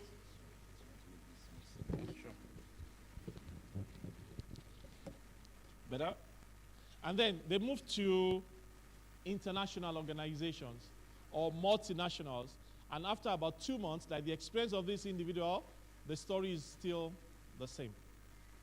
So is there a need for us to actually rethink leadership and to reboot leadership? Yes, there is. And one of the places people don't start the conversation around leadership is from self. So I was happy that the keynote speaker made mention of something like that when she was giving her speech. We always try to point fingers at other people, but do we point fingers at ourselves? Another thing, as I laid the foundation for this conversation, is also to say that people were working and delivering results for organizations, and we kept promoting them on a yearly basis or every 2 years, right? Because of what they could do technically. Every year, every 2 years, we promote them. They give us results in the organization. What do? We promote them. And after a while, we start promoting them into leadership positions, but nobody got them ready for leadership responsibilities. Are we going to have instances of leadership failure or not? It's almost given. So we need to come back to the basics.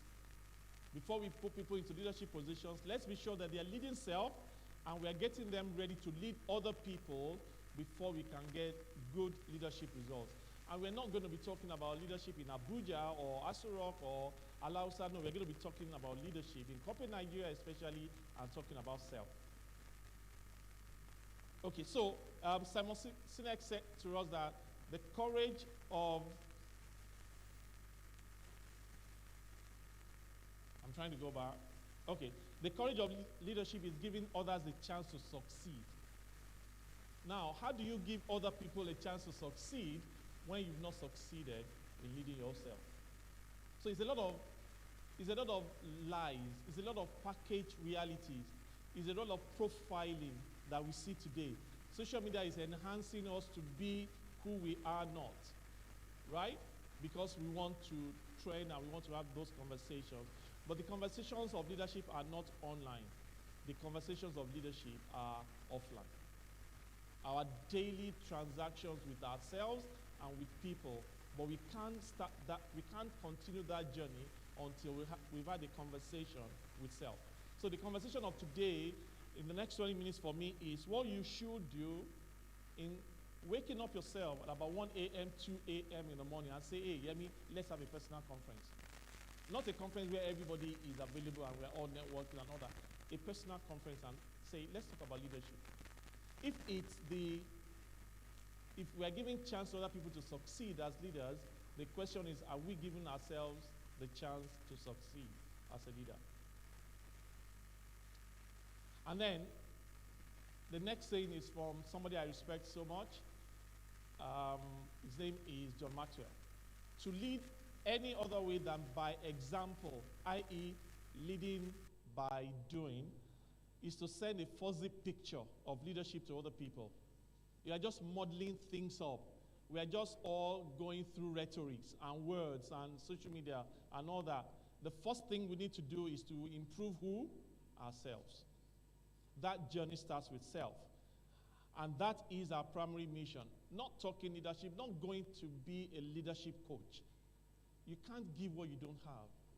If there is no instances of results of self-leadership, there can never be outcomes of leading others or leading organizations.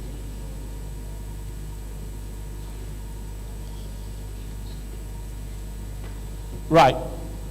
Your ability to lead other people, to lead your team, to lead the organization will depend on first leading yourself. So when on social media we talk about goals, we talk about vision, we talk about career, people will talk about teamwork. The same individual who's leading my friend will probably be talking about teamwork on Instagram or LinkedIn and all that. But the team, the small team, the individual is leading, we can't see the outcome of good leadership. So we say it's about success, it's about work, it's about motivation, it's about creativity. All of that should not start externally. It's first and foremost an intrinsic conversation with self before it becomes an external conversation with other people. If we can't lead ourselves, then we can't lead teams, we can't lead the organization, we can't lead societies, we can't lead the state, we can't lead the country. How many instances of leaders do we have in the political space who do some things and we are thinking, gosh, how? How many people are at national leadership in Nigeria, and when we get to know about the things that they do in their private lives, we ask ourselves, how did we get here? And then it's happening, and the cycle continues. But let's move that away, that conversation away from just the political leadership to our spaces where we work every day, and even in family conversations. How well are we leading our people? Are we talking about motivation, communication, success, goals, leadership, visioning, career, and all that? Are we just mouthing it, or we are indeed practicing it? There was something I said, I think it was the day before yesterday on my WhatsApp status, that let real value announce you rather than packaged profiles. We have totally learned the art of packaging profiles on social media, and what we see, what we order when we now start working with you is totally different from what we get. You know the story of tailors, right? What you order versus what we get. That's what the situation is like with many managers and team leads. And it is disheartening because Let's not downplay the issue of mental health in workplaces. A friend of mine like this, you can imagine palpitations on a Sunday evening because it's time to go and work with Yemi Fashim. When it should be a time to say, oh, I'm going to work to enjoy work again another day, another week. Okay? So let's start that conversation with being authentic. Be an authentic you as a leader, as a self-leader. And the summary of this slide for me is that just be true to your core north. The keynote speaker was talking about personal values and the things that we should define, or how we should define success from a personal perspective rather than how the world out there is defining success. So what are you in real life? Like I said, if I meet this individual in a session, she'll probably be on stage talking about leadership and talking about leading people and all that. But is that authenticity? When we go to work on Monday and the individual is totally different from the conversations on stage. Let's be authentic in leading ourselves. Be true to your core north. Your style, your values, your mission.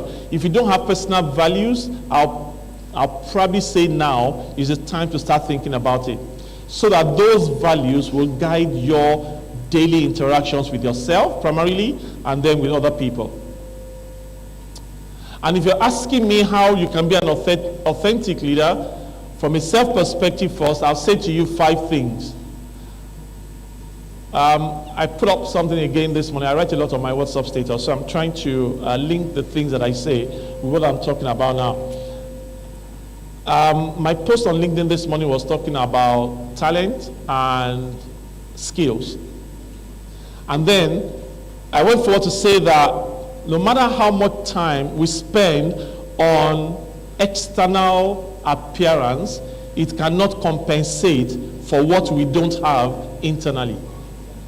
So we are concentrating more and more on extrinsic realities rather than self-development so that we can become intrinsically available to ourselves and to others. And somebody said to me, so if I spend more time on makeup because I want to look good, how do I now change the fact that I don't have some things internally? And I said self-development. The first thing is self-awareness. So you need to rethink the leadership image that you have of yourself. And it starts from self-awareness. See, like I said, I was in HR for like 23, 24 years. I have never seen anyone, when we did self-appraisal, who has given himself or herself less than 70%. Am I right? Self-appraisal. Anytime you do self-appraisal, what do you give yourself? 70 and above, 90. You are killing the KPIs. You are working on water. And then when your boss does the KPI, you are saying that you are 45 or 50, and then the war starts, right? But it's time to be true to ourselves. Let's rethink our leadership image. What do I need to do? Where am I on my leadership journey? The second thing is to increase your self-awareness. So one is to know, the second is to increase your self-awareness. And you can do that by getting feedback. In the instance that I read out to you, giving feedback by my friend actually landed her in more trouble. But if you don't get feedback about who you are, what you are, the things you do, there is possibly no way for you, therefore, to increase or improve yourself. Number 3 is to assess your values, your likes and your dislikes. It's a continuous conversation. See, leadership is a journey. It's not a one-day affair, but you need to start with self. The third is to take action, but get support. We can't do it all alone. You can't do everything all alone. So if there are gaps in your self-leadership, don't ignore those gaps and say that, oh, you have spent 10 years in the industry, or you have spent 10 years in the organization, you are ready for a leadership position. If those gaps are not plugged, by taking action, it will ultimately lead to leadership failure. And the last thing is to work on effective communication. It works. I promise you that effective communication, no, it was again John Maxwell who says everything falls and rises on what? On leadership. And I want to say that everything leadership rises and falls on communication. Some people are actually not great leaders, but they can communicate very well, and they can therefore pass as great leaders. So your communication is extremely important. So you need to lead yourself. Leading yourself is the foundation of the leadership journey. The pillars that you must rest the conversations on are number one, self-discovery, self-management, self-acceptance, and self-growth. I'm sure we were all privy to what happened a couple of weeks ago. Nobody should mention any name. Please don't globalize me. On Third Mainland Bridge, policemen did one thing another, and this guy gave the policeman a dirty slap. Right? Where is the place of self-management? Maybe 15 years from now, I'll see the same individual may want to run for the House of Rep. And guess what? In our country, will he win or not? Are we now surprised what is happening to us? People who can't lead themselves, they can't lead families, but they are leading societies. So self-discovery is important. And let me say, it's not a matter of generation. It's not a Gen Z thing. It's not a millennial thing. It's not a baby boomer thing. We all need to understand that self-management is extremely important. So I hear all the unconscious biases against the Gen Zs. They are impatient, they are rude, they want to blow and all that. But I can promise you that I know also many people of the older generation, baby boomers, who are impatient, who are rude, who want to blow. Am I wrong? So why is it the preserve of one generation? We all need self-discovery. We all need self-management. We need to accept ourselves. A friend of mine put it up on his status this morning about self-acceptance. Don't make rejection, self-rejection, a permanent friend. You see, we are all in the journey of life. Nobody is perfect. Nobody has it all together. We all have gaps. As I speak to you, despite the things that I've learned around leadership, I still have gaps. Because it's a daily journey. So you've got to do it. And the most important part of your pillar is self-growth. Who you were last year, 10 years ago, should not be the same individual you are right now in your leadership journey. If you take self-growth as important. Mastering others, which is what we all want to do, is strength. But true power, where does it lie? Where is true power? When you're managing yourself. It's great to be called line manager. It's great to be called supervisor. It's great to be called, what again?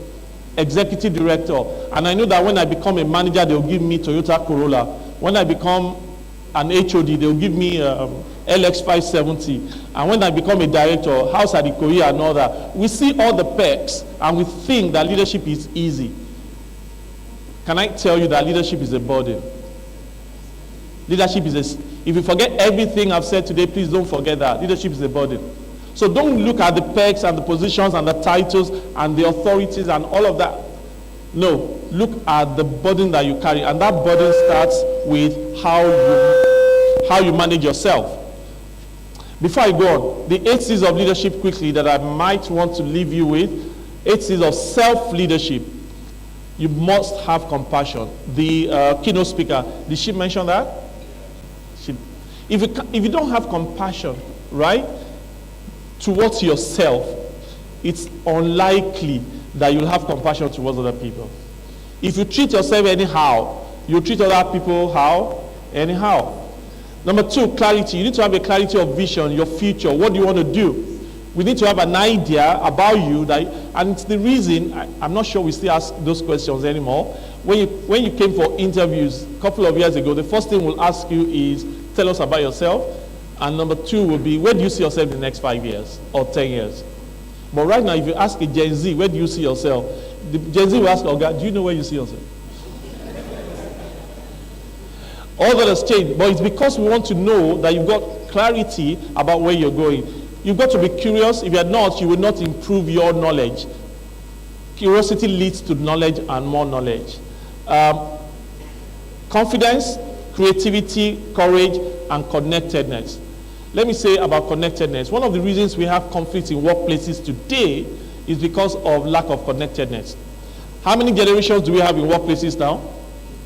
How many generations? Somebody said 3, somebody said 5. In some environments, you have 6. What generation do you think the keynote speaker will belong to? Ancestors. I can say that because she's gone now. Right? But she's in the workplace, isn't she? And she's a grandma. What it means is that our kids are in the workplaces and our grandchildren are in workplaces. So you got the ancestors, you got the baby boomers, you got the the Generation X, you got the Generation Y, millennials, you got the Gen Zs, and now you've got the Alpha generation in some organizations. How many generations? 6. Now, talking about self-leadership, in this town called Lagos, if you wanted to make an international call a couple of years ago, about 22 years ago, you had only 4 places in Lagos to make international calls. You go to Nitel Surere, Nitel Marina, Nitel Apapa, and Nitel Ikeja GRA. And you get there in the morning, I can see the Gen Zs looking at me and saying, what is this guy saying? That is the reality. And then you get there in the morning, there is a long notebook, and you write your name, right? And by the time you get there at 7:30, you are number 44. Just go and do your Saturday shopping, or go and see your friend, and then come back. Because you wanted to do what? Make an international call. How do we make international calls now? As I speak now, I'm sure 1 or 2 people might be plugged, and they might be on an international call, right? Now, this is where it gets interesting. 6 generations, analog, the ancestors and the baby boomers, right? And then the digital generation, all in workplaces. If you want to manage the workplaces with the same mindsets, would there be a reduction in conflicts? No. So the older generation, they need to change the way they manage self before they can now manage the Gen Zs and the millennials and the Alpha generation. I mean, in our days, if you give somebody an official car, you have him for another 5 or 10 years, right? Official car, because we will just count the 4 years on the car. The car belongs to me. I'm here for 4 years. But now, what you need to do is give them power bank, data, and connectivity. You have them for 2 years. Long service award has changed from 10 years to 2 years. Now, if we're not making that shift from a self-leadership perspective and therefore connect with the newer generation in workplaces, what's going to happen? Conflicts. What I read to you will continue to happen because the drivers are totally different in today's world. When the millennials came, believe me, they gave us grief. I promise you. Millennials in the house, can I see you? Millennials?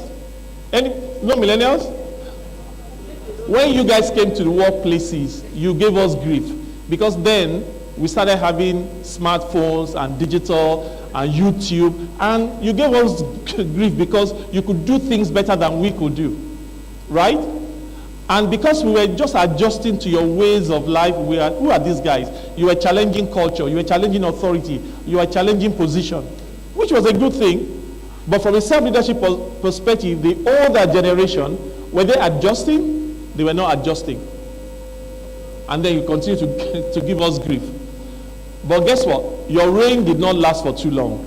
Millennials, the Gen Zs came rapidly right after you. And they started sending the millennials, who are now their bosses, to on a daily basis. And we just stood from afar and we are watching the drama. And while the Gen Zs are still all over the place, and you know how ladies do, yeah, we are reigning and all that, the Alpha generation, if you are talking to them, they're not even listening to you. Now, where I'm going is this. No generation is the best. If you compare 2 generations, none is better. If you compare all generations, none is the best.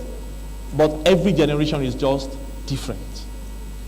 And from a self-leadership perspective, those are the conversations and the self-development attempts we must make so that we can lead people better and achieve better results, not just in workplaces, but also in our society. Okay, let's move on. Now, this is I'll just summarize this slide for you. If you want to go into leadership and you don't climb the steps gradually, you are likely to crash. The first thing you need to do is to have your own personal values. Who are you? We talk about authenticity. You need to find yourself, lead yourself before you can find other people and lead other people.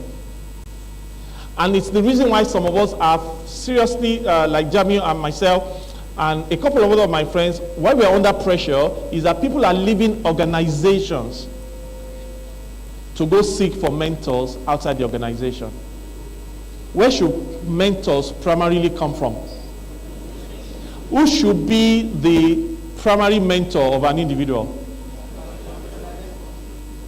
I mean, I like the echo. Line manager, right? I take one step backwards and say that the first mentor to an individual is actually the individual, because that is the place of self-leadership. You've got to be a mentor to yourself. The vision that we're talking about, the actions that you need to take, the self-development. So nobody can do all of that for you. You can't outsource your primary responsibility for success to anybody. But the second mentor to anyone should be the line manager.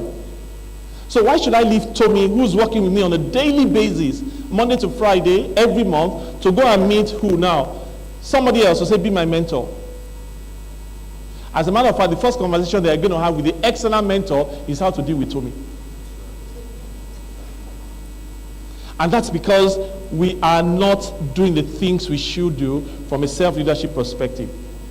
So climb the leader one at a time. Find a mentor, yes. Find a mentor in your boss, yes. Find a mentor externally. But by all means, you can't do this alone.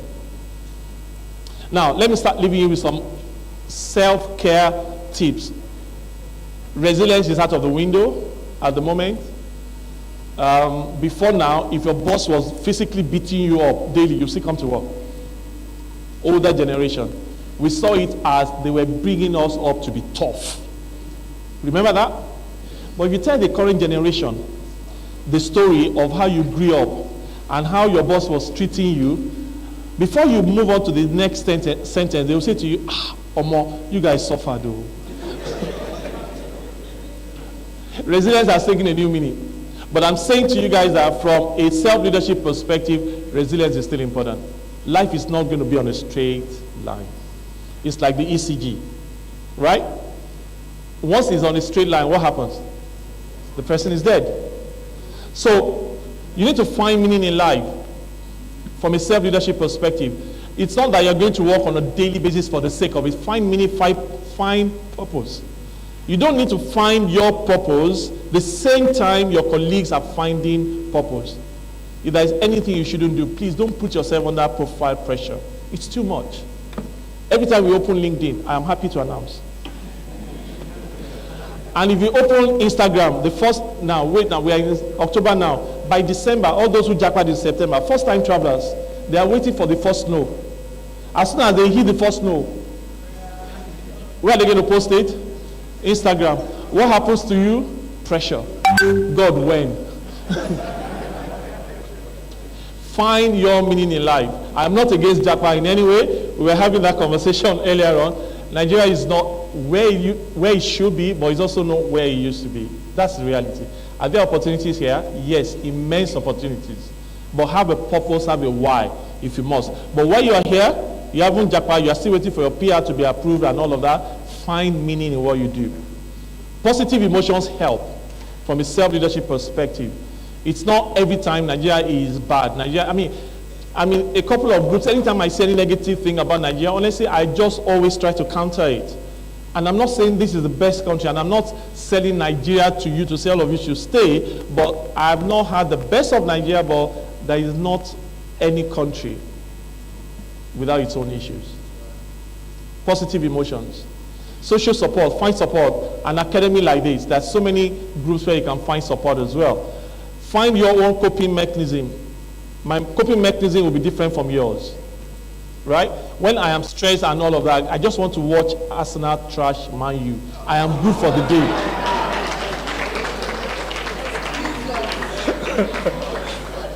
I am good, even when Arsenal is not playing, and I'm waiting for 7 or 8 o'clock this evening, and who's Chelsea playing against, and they trash them again, I am happy. I will sleep very well. That's part of my own coping mechanism. But mine might be different from yours, but find a coping mechanism. Your physical well-being is extremely important as well. Extremely important. Don't just load yourself with everything. If you can't take care of yourself, your own body that you have almost 100% control over, how do you want to take control of the spirit, soul, and body of somebody else? Because that's what leadership is about. Leadership is you getting involved in the spirit, soul, and body of other people, but just one part of it, body, you can't take care of it yourself. How are we going to give you responsibilities and then you succeed at it? So be resilient. Okay, that's still talking about resilience. I'm moving to the next. I'm almost done. I came up with some self-leadership thing I should share with you. As you grow older, you will discover that you have 2 hands. One is for what? Helping yourself. And then the other is for helping other people. If there is turbulence in the plane, if you travel by air and the oxygen mask drops, who should you help first? Even if you have your baby, your 6-month-old baby, who should you help first? Yourself. Okay. I have come to believe that caring for myself is not self-indulgent. It's not selfishness. Caring for yourself is not selfishness. We need you to be in great shape so that you can take care of other people, right? Caring for yourself is an act of survival. And in the world where we are today, at the moment, survival it's survival of the fittest. Rest and self-care are so important. So yeah, I don't sleep before 12 a.m. every day. And then at 4 a.m. again, you're awake and you're moving from Alagbado to VI every day. And you say, no, I work better when everywhere is quiet. And then you get 4 hours of sleep only every day. You can't be there for yourself, talk less, being there for other people. So you got to replenish yourself, and it allows you to serve from the overflow. And this is where I always use the example of the well. If you want to get great water or good water from the well, what would you do? What do you do, right? If you want to get more water, what do? You dig deeper. If you want to get even overflowing water, what do? You've got to do that. When people come to your well, what will they find constantly? Water. But if you are, again, I have seen somebody who was still in school as a last year. Maybe she will have graduated by now. LASU, reading law, and she was a coach. And every Monday or Tuesday on LinkedIn, I will actually see her put up advice. And I'll see likes for people who have been in career for 10 years and 20 years. You are not there for yourself, but you want to be there for people. Leadership is not about rhetoric. So you cannot serve from an empty vessel. Don't be too much in a hurry to lead. Lead yourself first. And the last one says, if your compassion does not include yourself, it is totally incomplete. The journey of compassion or sympathy or empathy towards other people is totally incomplete. If conversation. I think 2 more slides. Self-awareness, self-regulation, self-motivation. All those 3 things speak to emotional intelligence. It's a separate conversation, but emotionally intelligent we are, the more we are, and the more we are able to lead other people.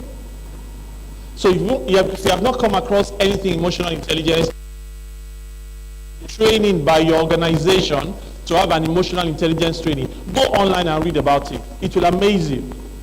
That 5-minute pause between slapping the policeman and saying, what's the worst thing that can happen? And just holding yourself. 5 to 10 second pause, not 5 minutes. 5 to 10 seconds can just make all the difference. How many people have? I have. Did we think about, if we had done it differently, there would have been a different outcome? We may not be able to, if we say that, we can't control our actions, can I also tell you, you will not be able to control the consequences. So for you to minimize the impact of negative consequences, the best step for is to manage our emotions.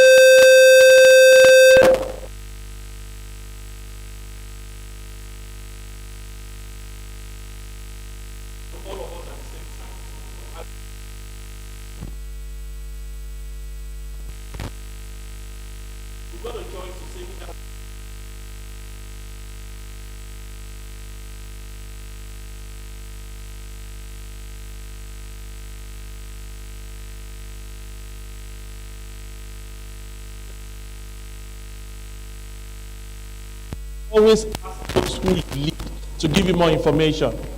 You can profile yourself, psychometrics, just to have an idea, and some of these things are free. I do a lot of 360 for clients. The first part of it is self-assessment, and it's always free. I'm running down. So you want to manage up, you want to manage down, you want to manage across, where should that journey start from? From yourself. I always as I begin to close, let me give you this example. 2013, I was working at Tisara. Who accidentally came to meet me and said, my boss doesn't like me. He included me talk to her and all that. And I said to her, that's fine. What's the name of your team lead? She gave me the name and I said to her, oh, you can go. She came to me. Share this so and she's changed. She has a positive response to the things that I do and all that. And I said to her, hey, is it the thing that I said that's important or a change? She said she just wanted to know what I told her. Who can guess what I told the line manager or the team lead? Who can guess? Who said nothing? Absolutely nothing, ma'am. So who changed? Leadership till today, I didn't have one-on-one conversation with that team.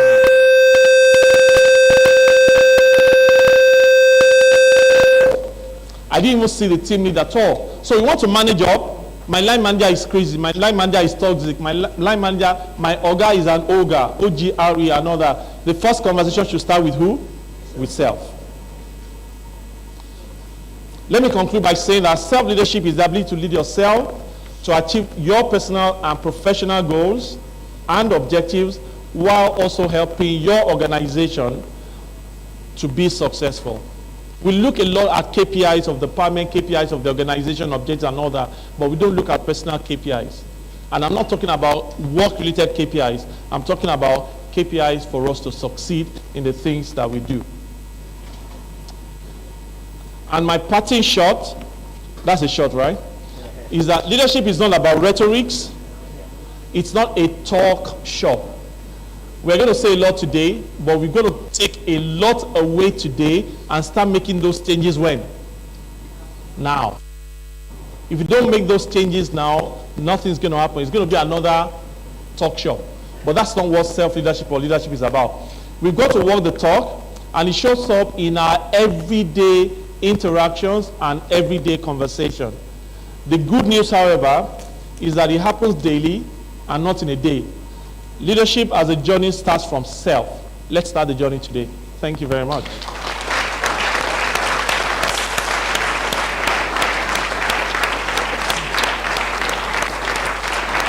Yeah, thank you. Thank you. Thank you. Thank you very much. Nice meeting you, man. Nice meeting you. Yes, ma'am. Thank you. Thank you. Thank you. Thank you very much. Thank you. I'll give it to you. Oh, this, okay. All right. Oh, shit. Thank you. Thank you very much. Thank you. Thank you very much. Thank you. Oh, yeah. But I need to ask this. As a Nigerian, please be very honest with me. As a Nigerian, if you are ever in any aircraft plane and you have a oxygen mask and you have a responsibility, would you indeed save yourself first? As a Nigerian, believe me, that's what they have just said. You need to start from the point of self. Save yourself, and whatever happens next, you should be emotionally developed enough. Take responsibility for your actions. Ladies and gentlemen, please a warm round of applause for Mr. Yenifashi once again. That was a fantastic insight to leadership. So without wasting any more time, I'll be bringing up the next speaker. She's been with us from the very beginning, and she's also loaded. She's none other than Mrs. Tomi Adepoju. As she makes her way forward, she's the partner and head enterprise risk and ESG services at KPMG here in Nigeria. Ladies and gentlemen, Mrs. Tomi Adepoju.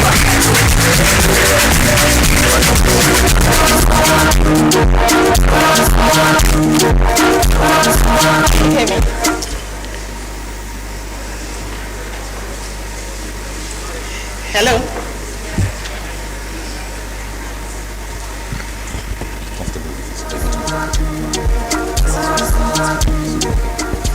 Hello, can you hear me? Good afternoon, everyone, and I'd like to start by saying a special thank you to Engineer Jamiu and the Qhses Leadership Network for this opportunity. I do not take it lightly. I don't know if you can load my slide. And Yemi, I'm not talking about self, because we were mentioning she when you were starting. Very lovely.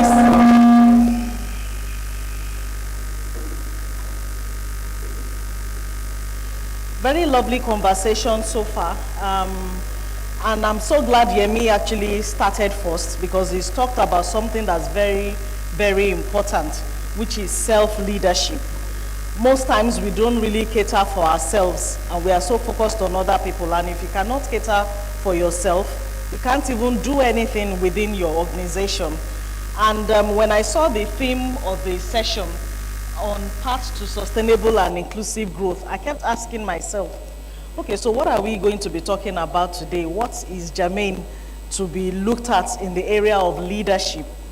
And there's a topic that's very passionate to my heart. And when you look at even our entire nation and worldwide, is an issue that we are all dealing with. I'm still waiting for my slides to be loaded, please. And I ended up choosing a topic titled Role of Ethics in Building a Sustainable Business. Because I recognize that all of us, we are working business or we are a business. And so as we look at setting up a sustainable business, what is that main thing that has over the years been a plus or a negative in businesses in terms of being able to, and for me that thing is ethical leadership. And so I had to look at how do we pull ethics together, leadership together, and a sustainable business together. And that's what we are going to be talking about today. I'm still waiting.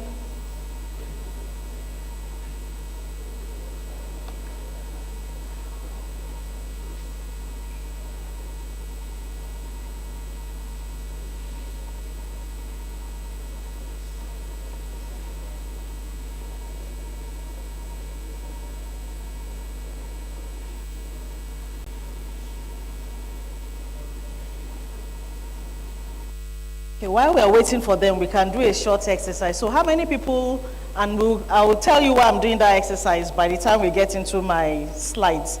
How many people here are in customer service or marketing? Anyone? How many people work in, you work with customers, whether internal customers or external customers?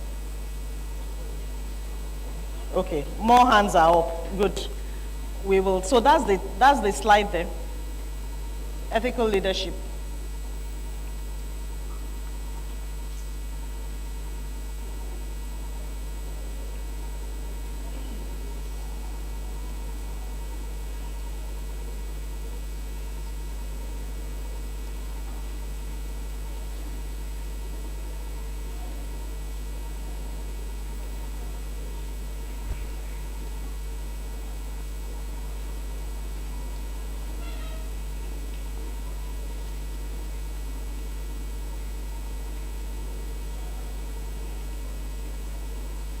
It was up before, but it's gone out now.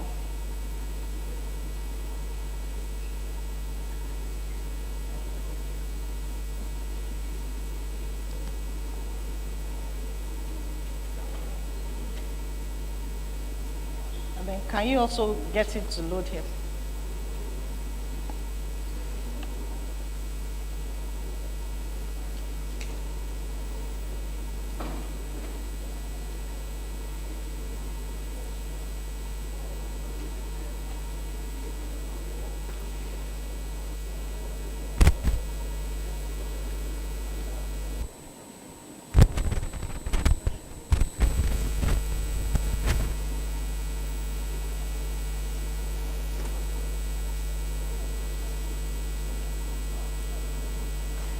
So while we're waiting, can someone help us with a definition of ethics? What does ethics mean for you?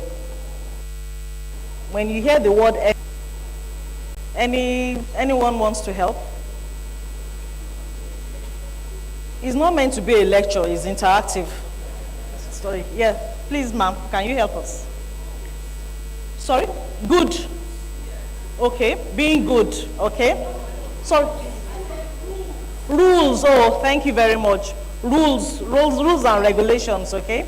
You also raised up your hand, sir.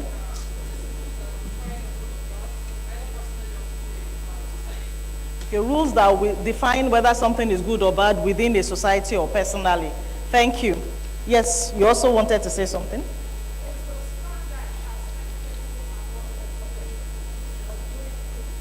Okay, standard acceptable among a community. The lady in white also wanted to say something. Okay, that's the same thing. Okay, thank you very much. At least we've been able to start.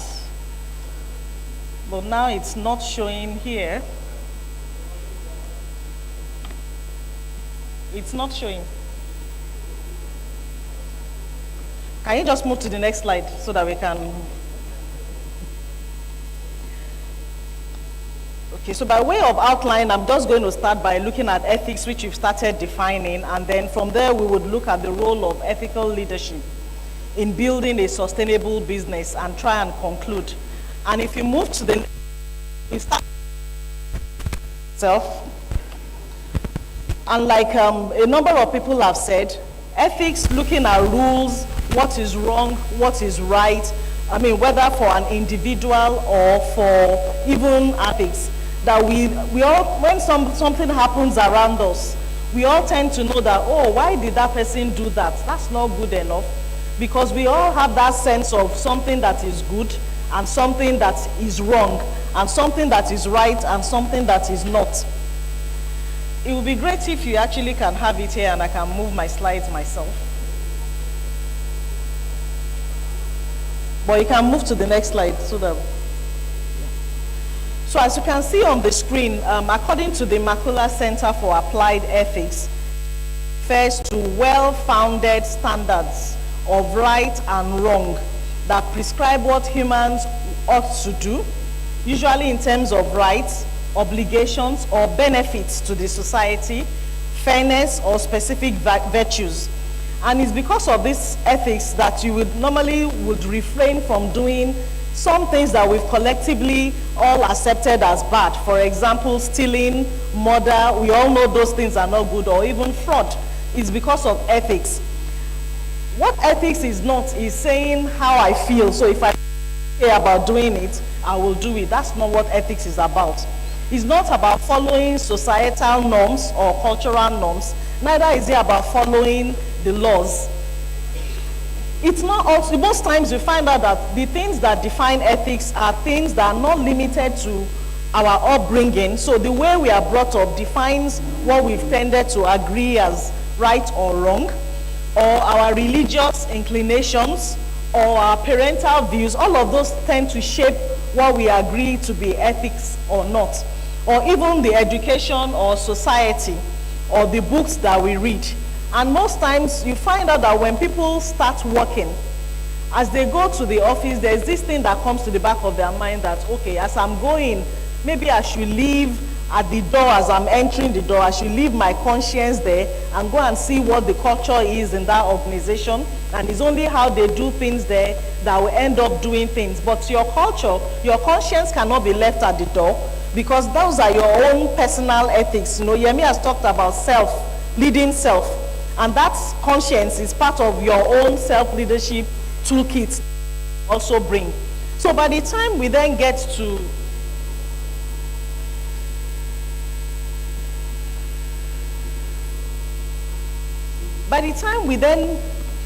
the office, we then start asking ourselves, if we've defined what ethics is on a broad line, we then come to organizations. What is business ethics? And I've tried to define that along 3 lines. That is the application of such as integrity, fairness, respect, honesty, openness to organizational behavior. I'm sure when we look at our core values within all of our organizations, we find one or two of these words always present there. Most times you will see things on integrity. You will see things on respect. You will see things on openness. You will see things on fairness. It's because as an organization we are trying to define what should guide our own behavior and what we do to other people. It's something that's deemed to be acceptable within. How many people have codes of conduct within their organizations where they work? You have codes of conduct documented. Okay, I can see some hands up, some hands are not up. So let's practicalize what we're talking about before we get into the main thing. I have a small case study here, a dilemma that somebody faced, and then I'll have maybe one person from each row tell us what you would have done in that circumstance. Can you move to the next slide?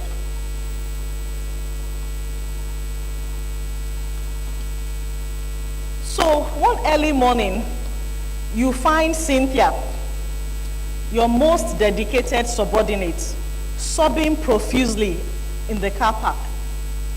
Moved with pity, you try to comfort and reassure Cynthia that everything will be fine. And after much persuasion, Cynthia was able to tell you that her only child, whom you knew because you were there when she was pregnant, that only child is now in the hospital and is in need of urgent medical attention. Cynthia tells you that she's in their need of funds to be able to pay for the hospital bills, and it must be paid today. Unfortunately, you don't currently have funds to spare because you just sent some money to a friend that's asked you for money. And you made you just made huge personal investment, so you don't have money. You tried to reach out to some of your friends, whether they could bridge the gap. Unfortunately, nobody seemed to have any money that you can send to Cynthia. So you couldn't help. 2 days later, you met Cynthia at the car park again, beaming with smiles. After exchanging pleasantries, you ask her, how is your child? And Cynthia then tells you, oh, Mr. Ola, the top customer in our company that she was assigned to manage, lent her some money, which she would pay back by the end of the month. And that was the money she used to go and pay for her child's hospital bills. What will you do with this information? I have 4 options on the screen. Option 1, do nothing. After all, the child is now okay. Option 2, you express joy that the child is currently recuperating, and you remind Cynthia that it's wrong to obtain loans from customers. Option 3, you enroll Cynthia and her entire team on a compliance course, citing the recent infraction. Option 4, you express joy over the child's improved health, but remind Cynthia that it is wrong to obtain loans from customers, and you then go ahead to report her to the compliance unit or the other appropriate function, giving them the full context. So what will you do? Can I can I have someone? Yes, the man in purple.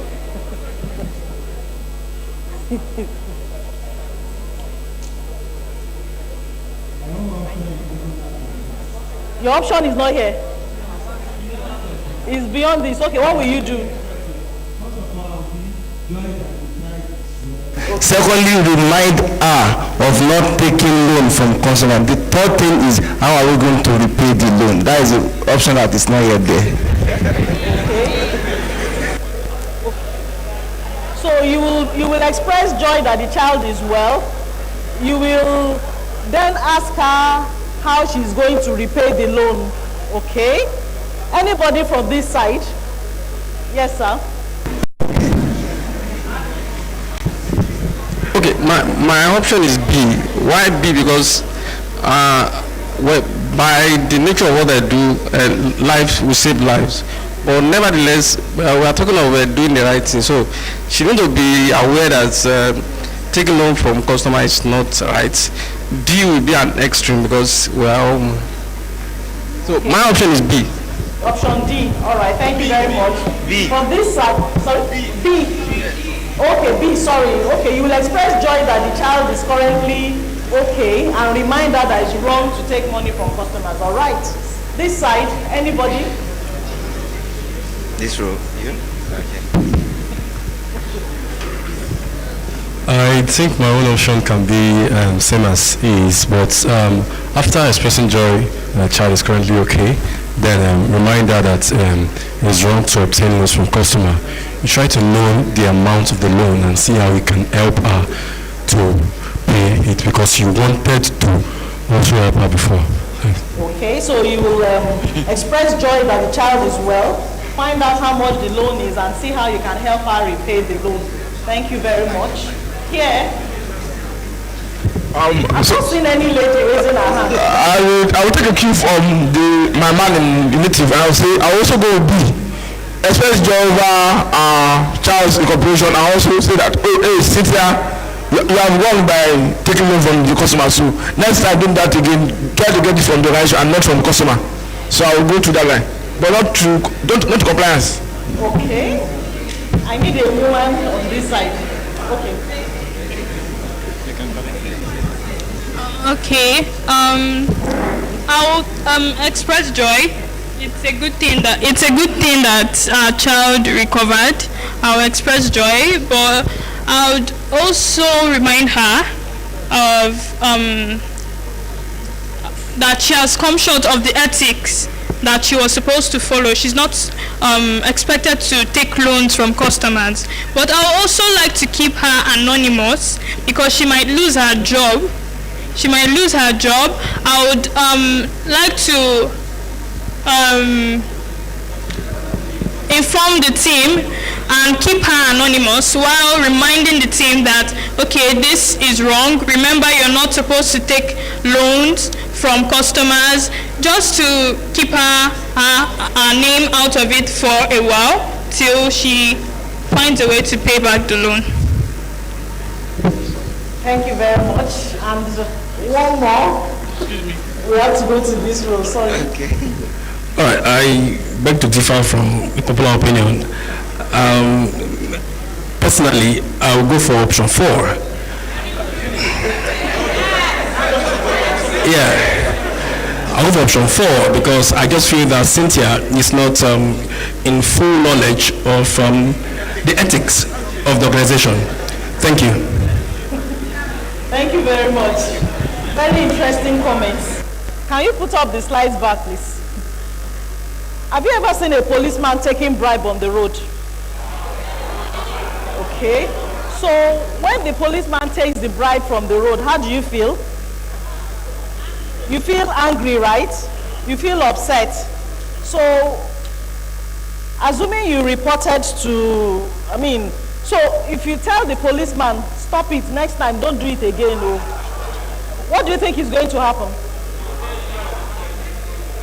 He will do it again, right? Do you know one main leadership lesson that most times we lack in Nigeria is the fact that leaders have to take hard decisions. Leadership is not easy by any standard. If you cannot take those hard decisions, you have not yet started in your leadership journey. That self-leadership, you've not yet started. It will pain you because you feel the person may be close to you, but if you were to do what is right, ethical leadership means you've just got to do it as it is, irrespective of, you're not giving left or right or anything. Okay, my screen is back, so, okay. Here is my own answer. D, yes, which is only one person that said that. Oh, okay, I'm sorry. I'm talking about the people that use the microphone. Only one person mentioned D, and I'll tell you why the other options are not correct. Option B was like, we will express your joy that the child is currently recuperating, and then remind Cynthia that it is wrong to obtain loans. For every action, there is a reaction. You've done something. There must be there's something that you gain or lose by the action that you've taken. You are aware of your company's code of conduct. It is clearly stated there, even without code of conduct, we all know that you cannot go and be borrowing money from your customer. It's like the banker saying that he can help himself to some of the money in the till or in the vault, and then he will repay it back. If he repays it back, is there a problem? No, if he repays it back, is there a problem? There is a problem, right? Okay, you still want to say something, sir? Can we give him the mic? Because if I look at some of the answers we've given before, what you are saying is that as long as you are able to give him some money to then repay back where she borrowed from, then we are fine. But is it really, really fine? Very few words, sir.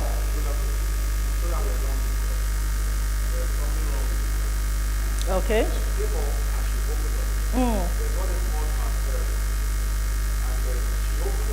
I told you I'm in need. That is one. Two, she came up again and told you I have done this. Yeah. I mean, she's been open, and so that we don't mislead smaller organizations.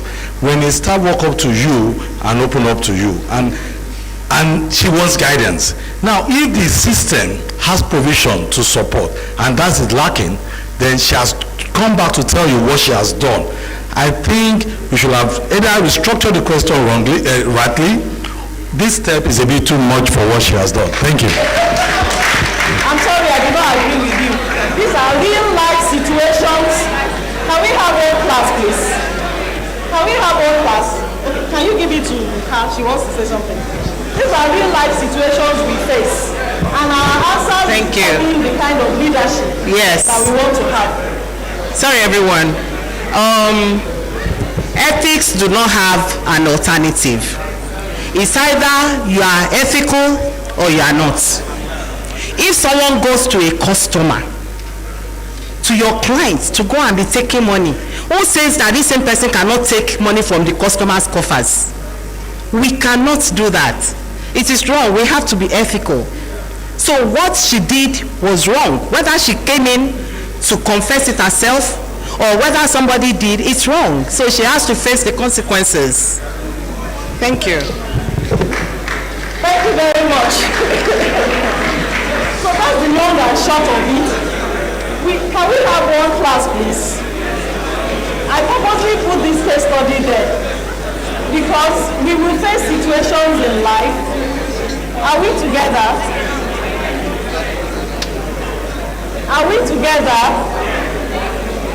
We will always face situations in life that will require empathy, but that does not mean we should do what is wrong.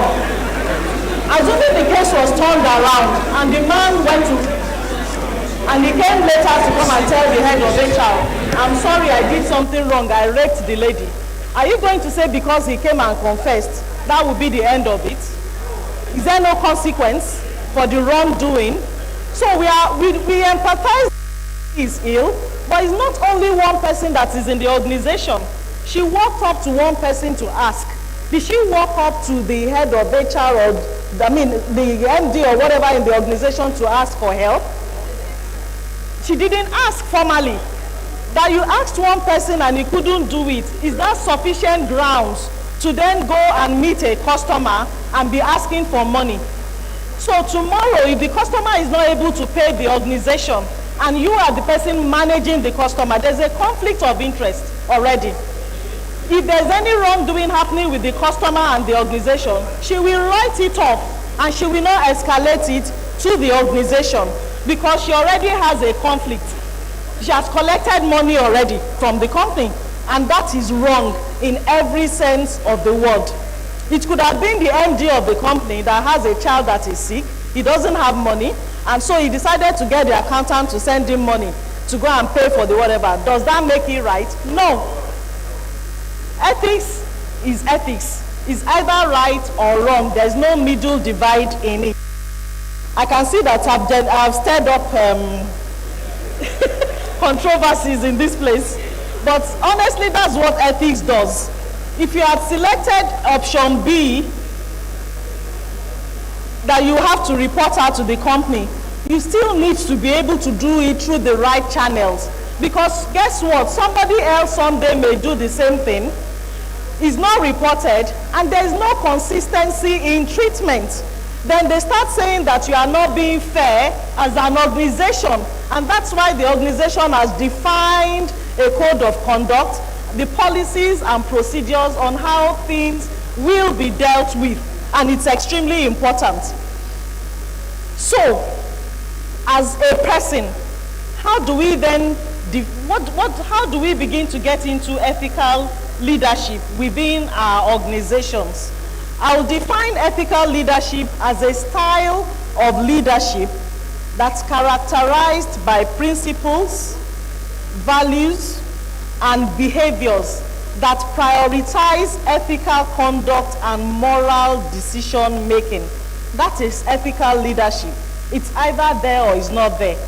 We are missing a lot of this in our society, in a number of organizations, and that's why we are where we are today.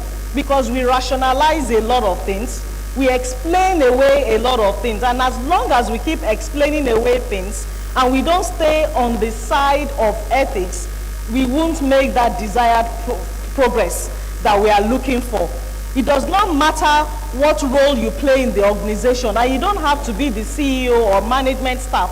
Every single person within an organization has a role to play in demonstrating ethical leadership. The person I mentioned, I didn't even mention the role, but everybody has a role to play in demonstrating ethical leadership. And how do you characterize ethical leadership within an organization? Integrity. What does integrity mean? It means you demonstrating appropriate values to those around them via their behavior, being truthful, just ensuring that you are at all points in time. An ethical leader is considerate about his community. You look at what is happening around you, you want to be fair, you want to be fair to your community, and you are mindful of the welfare of your community. There was something Yemi mentioned when he was talking, managing self. I mean, he was talking about giving examples of some leaders in the organization. You can't say because you are a leader, you're just only concerned about your own personal goal and how to meet your KPI, and you don't bother about the people that you lead. One thing I found out in my years of experience, if you are good to the people under you, when you tell them jump, the question they will ask you is how high? Yes, they will ask you how high should I jump, because they know that you are invested in their career, you are invested in everything that concerns them. But when you don't show any care, you are not an empathetic leader. They also will just give you their basic minimum. And that's why you see people attain to leadership positions in organizations or even in the country. The very next day they leave that role, all the crowd of people going around them, they suddenly disappear. But there are some other people, even when they leave that role, you still see people at them because they are empathetic leaders. They cared for the people around them. It's not all about what is in it for me. It's in what is in it for all of us. Respect, justice, and honesty. Those are virtues that empathetic leaders would have to be able to demonstrate. And so the question to ask ourselves as leaders, and I'm calling everybody here a leader, irrespective of the role you play in your organization, what kind of responsibilities do we have to develop a strong ethical culture within our organization? And there are 7 things I'd like to talk about.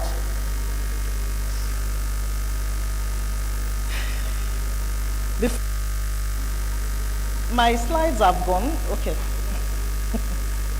The first one is the oversight function, or otherwise the governance part.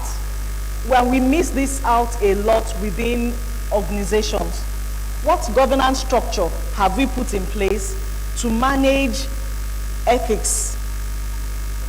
Who is responsible? What's the process? Do we have something defined?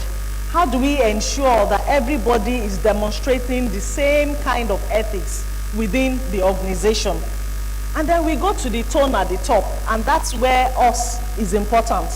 You know, people, the tone at the top says, if I look at the top of any organization, what do I see? Are they walking their talk? Are they doing exactly what they are saying we should do, or they do what they feel like? I mean, we have a rule that says resumption time is 8 o'clock. The organization comes in at 10, and it is okay. But when the Omoshe comes in at 8:30, we give query. Is that ethical leadership? No, you are not walking the talk. There's no tone at the top. Or the organs are helping themselves with contracts to their wives, their in-laws, their all I mean, we all know the way they package it in the procurement department. And then the small boy that then took an advance and didn't retire, we punish him very well. That is not ethical leadership, because people look at you and what you are doing. Ethical leaders have the responsibility to set the right tone at the top and serve as role models within the organization. People are watching you. You may not know they are watching you, but they are watching you. And the day they see something, they will let you know that, oh, I saw what you did yesterday, and you will be shocked. Ethical leaders lead the cultural change, and they take the ethical decisions. And that's why I said the decision may be painful, but you need to take it as the leader. And they ensure that everybody is treated in a fair manner, in an equitable manner, irrespective of the background, irrespective of the gender, irrespective of the race, and irrespective of the personal attributes of the person. They are approachable. People should be able to approach you. That you are a leader doesn't mean you then come. Yes, when you are coming, everybody disappears. Are you a masquerade? You are not a masquerade. I mean, a guy is coming, madam is coming, and everybody is running. They can't even talk in your presence. Why? What's the issue? The day you leave that place, somebody else will still occupy that same position. So a leader has to be approachable. Your team members should be able to come to meet you, to let you know what problem they are facing on the job, so that you can put heads together and solve it. If you are not approachable, they will do it their own way, mess it up, and then all of you will face bigger problems at the end of the day. Ethics should be communicated and trained in the organization. You have code of conduct. People should be trained on the content of the code of conduct. It's not only to be signed when they enter into the organization and that's the end of it. Normally, I mean, for our clients, we even tell them, turn it into an annual awareness and attestation. Let people attest that indeed everything on this code of conduct, I've actually been living it and I'm doing it, so that the day you find something different, the person has no means of saying, I didn't know, because every year you are taught about it. And then transparent communication. Let's not say A to Mr. A and then something else to Mr. B. There must be consistency. Also included in the evaluation of people, the people are forced to do it exactly the way we've said. And of course, escalating areas of significant concern, just like it was escalated earlier. And when you don't have ethical leaders or strong ethic culture in an organization, you have the kind of headlines you are seeing on the screen. I'm sure we all remember headlines. Let me talk about Volkswagen. Can you remember some years back? I think that was when ESG was really gaining ground and just starting globally. And they were trying to reduce the carbon emissions of vehicles so that you can also have access to sustainable finance. And so Volkswagen at that point in time decided to put something in the engines of their cars that when it's being measured, it reduces the carbon footprint. But in actual fact, they've not actually reduced the carbon footprint. It's just fooling whoever is doing that assessment. So they lied about the number of emissions of carbon in the cars they've manufactured. It was years later that people found out, and then they had to do an investigation.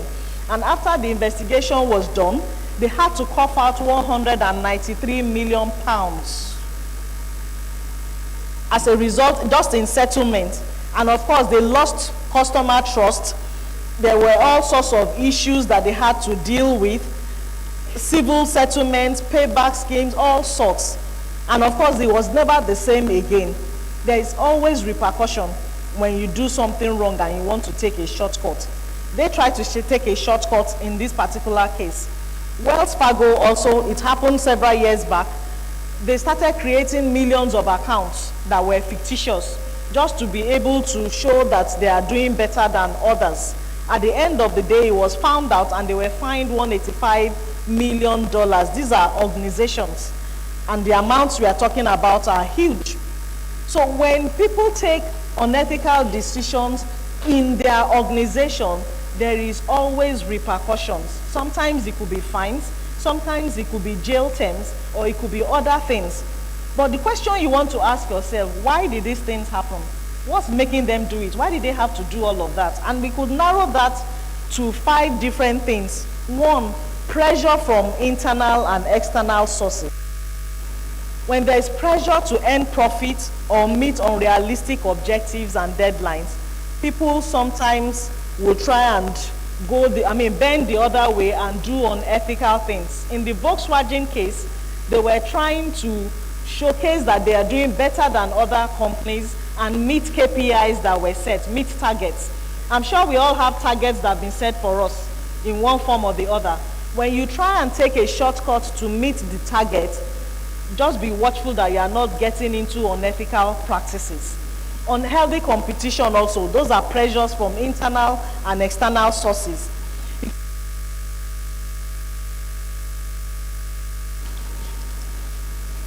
Or courage. In this case, maybe lack of knowledge, the person didn't know, or the person was not aware, or the job skills were not relevant for the job the person has been given to do, and so it's they are making how do you know, mistakes that are you didn't really think about it, but it's because of lack of knowledge. Sometimes they are doing it for fear of reprisal or retribution. The other thing we found may be greed, because some people are just plain greedy. We've seen organizations forensic review, and we found out after the investigation that the reason why people did what they did, falsifying documentation, is because you are greedy and trying to gain some additional things. So when people are unethical, sometimes it's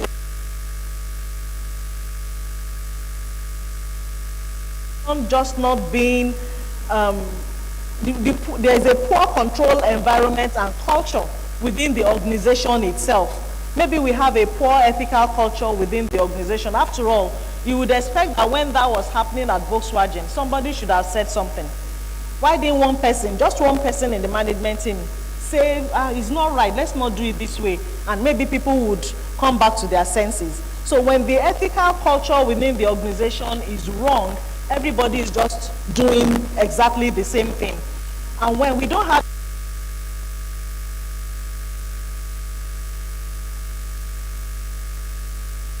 the design of the organization structure is poor. And of course, the leadership tone at the top that we had mentioned. So what kind of things do we need to put in place within our organizations, and as I begin to round up, to ensure we have a good ethical culture and strengthen?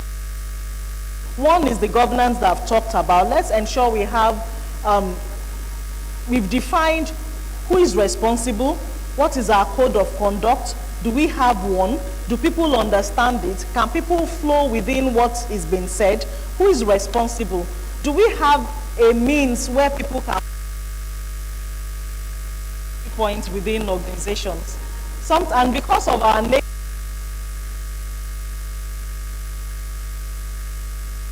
would understand the sentiment. Somebody is doing something wrong, and you that have seen it didn't report it, you are actually doing something wrong because you are fostering that bad behavior. It's never going to stop. It's going to continue. And that's why organizations have whistle-blowing mechanisms. Feel so bad that you don't want them to know, the mechanism should ensure that you are able to blow the whistle without you naming yourself, but at least you've been able to escalate what the issues are so others can know. if we do not make use of those, in fact, there were some organizations at some point that we were asked to come and investigate, and we found out that the people in HR, somebody in HR, was always pushing prospective applicants to pay them before they would put them on the list to be interviewed. If it's a lady, force the lady to have an affair or sleep with him before he would be able to push them. So there were all sorts of things going out, and people didn't know. How did they get to know? It was because they had a whistleblowing mechanism that allowed both internal and external parties to be able to blow the whistle. And so somebody had enough courage to then go and put something there, and it was investigated. And they then found out that, oh, so this had been going on for a long time. So that's why establishing a confidential reporting mechanism is very, very important. Consistency as well, ensuring that if A happens, how do we treat A as the same thing for Mr. A and Mr. B? And we are not today, maybe somebody did something. We did it, this was the action we took when it was another person's turn, who happens to be the man, we overlooked it and we let it go. How do we ensure consistencies in the actions that we take? And of course, appraisals and rewards. If somebody does something good, we should reward it and recognize it openly. Same way, if somebody does something bad, it should also flow into the person's appraisal. And when we do this, we tend to reap the benefits collectively as an organization, because it helps us to be able to boost the trust and reputation of our organization. Our investors have confidence in the organization. Accountability is promoted whether within or outside, and even in your personal, in the personal life, and we are able to manage our risk effectively. In conclusion,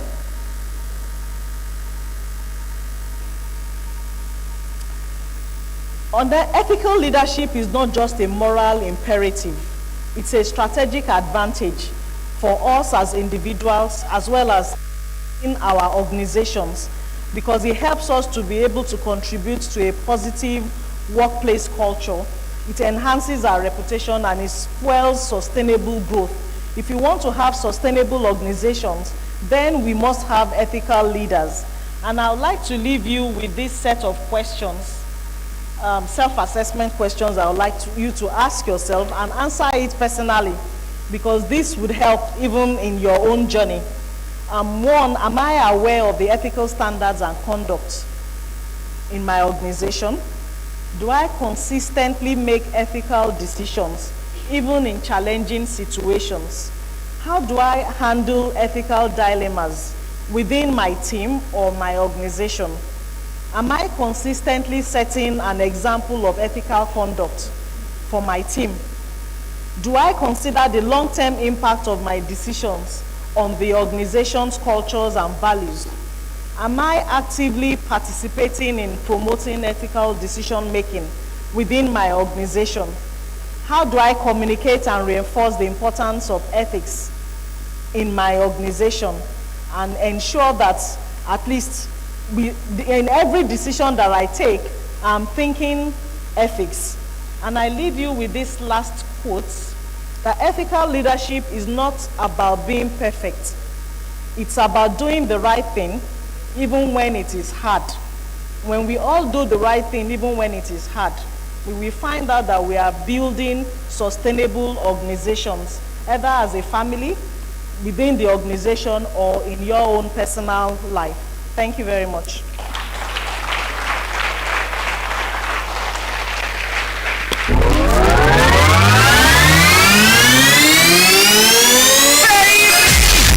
This DJ is not yet ready.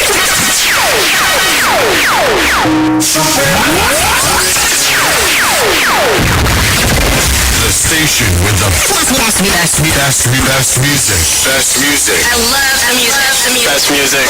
A round of applause for her once again, please. A round of applause for her. I think one thing I'd like to, two things now I'd like to re-emphasize from what she said. It was towards the end of our presentation.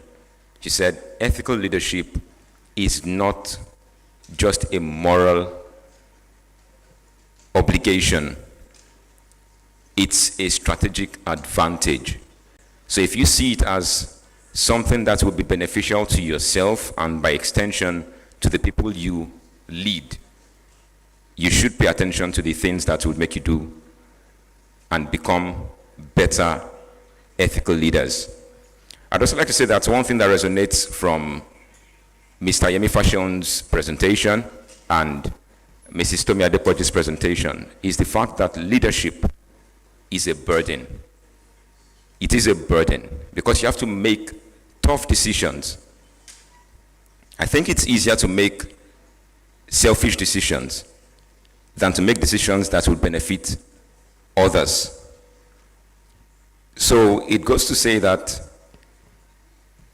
if you are here today and you're not beginning to see yourself or reposition yourself more as a leader than as a ruler, then maybe in the in the following presentations you will find that stimulation or that motivation. So please, once again, a round of applause for Mrs. Tomi Adepoju. It's been a wonderful time so far. And before we go any further, I would still like to recognize some very special people who are in our midst. Please, let's appreciate them. It's been a wonderful time so far. Pastor Joke,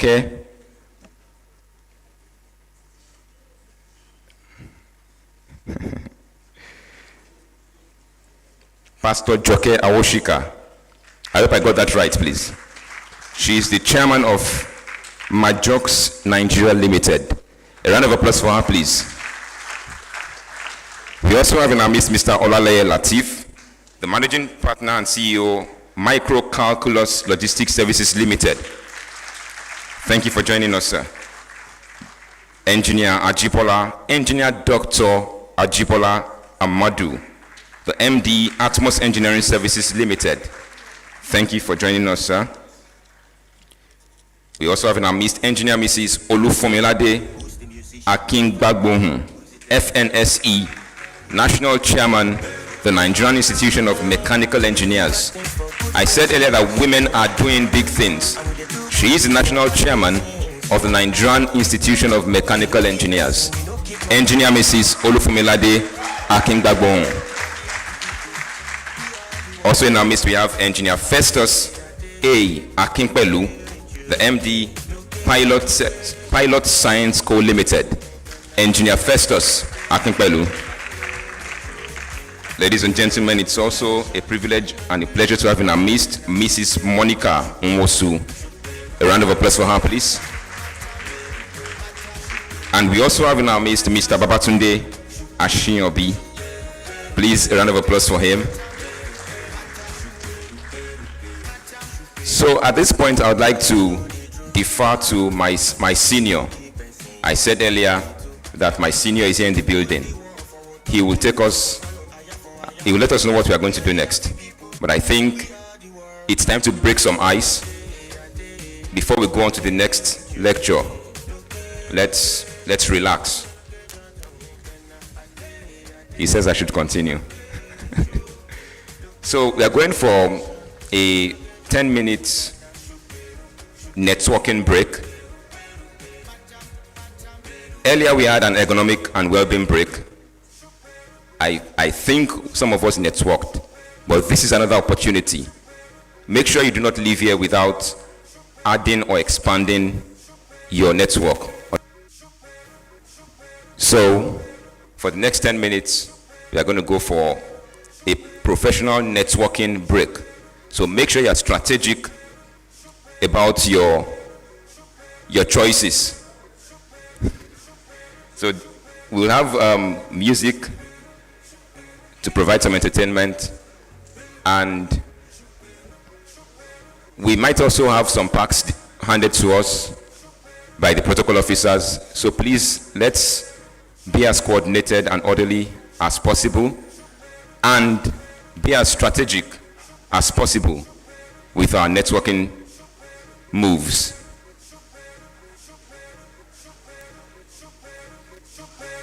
We can begin, we can start already. The speakers are here in front. You can walk up to them. We do bad things for good reasons, you know. I know you know. And we do good things for bad reasons, you know. I know you know. We don't keep messing, we don't keep malice. Yeah, we just wanna have some fun tonight. We are the happy people, we are the world. I did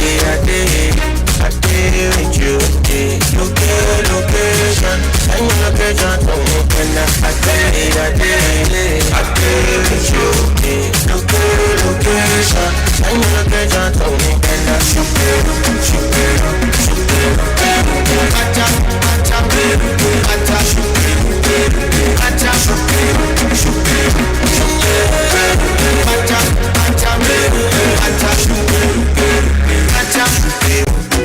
Do you know the truth? I'm not the only person, you are not the two. Say you put the one forward, for fire for ayana. We are the happy people, we are the world. I did with you. Location, and location to me. And I did with you. Location, and location to me. And I shoot it.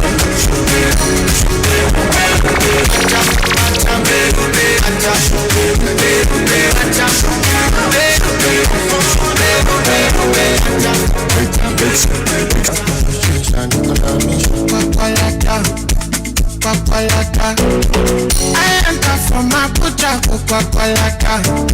Only Motaka Sufesi, I want. I know FIFA Sam if it don't pass my car. Roll up and shower, I defer Papalata. I enter from Abuja, Papalata. Only Motaka Sufesi, I want. I know FIFA Sam if it don't pass my car. Roll up and shower.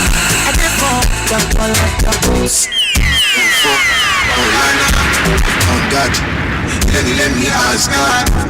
I do flaming, would you my shot me? Come on, no way I'm trying to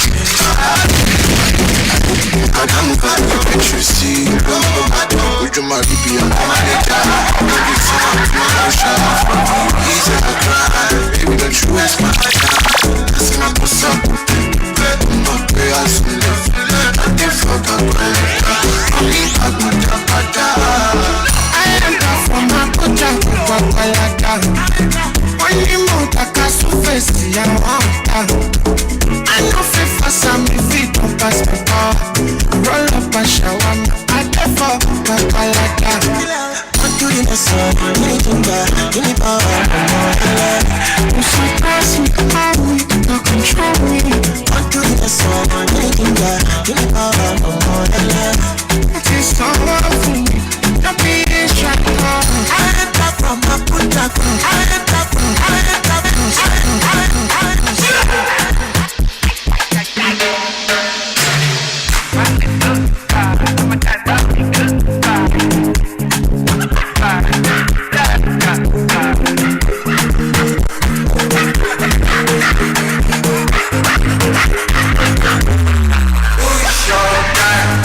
Spyro, now only me, my life. See, I sleep there like beans and rice. I will never leave your side. I will never, I dedicate my time to you, my guy. You don't need me, looking up and oh my. Cause you be my G online. As I never see you online, you dey worry me and you dey give me consign. Yeah, I be ringing on your cellular. Where you at? I don't know if you settled down. Yeah, I'm hoping you're okay. We got to party tonight. Many just stay for mine. Yeah, me and you do like that. Not my guy, no jazzy, my guy. Showing stars, I will transfer yourself. Be my guy, my girl is my guy, my guy. Everyone know I'm messing up, so I call your name and I say, that guy is my guy. He's not my guy. I'm my guy.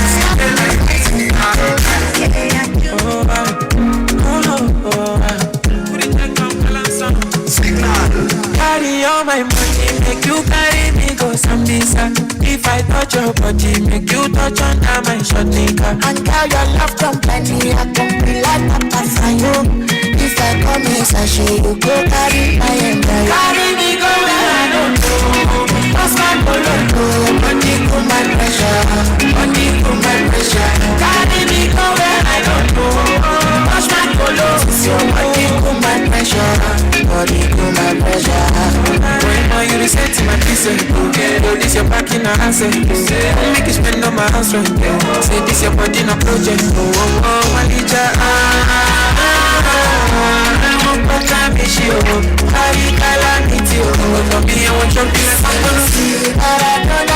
See Maradona, she won't give me corner, she won't give me pharmacy. See Maradona,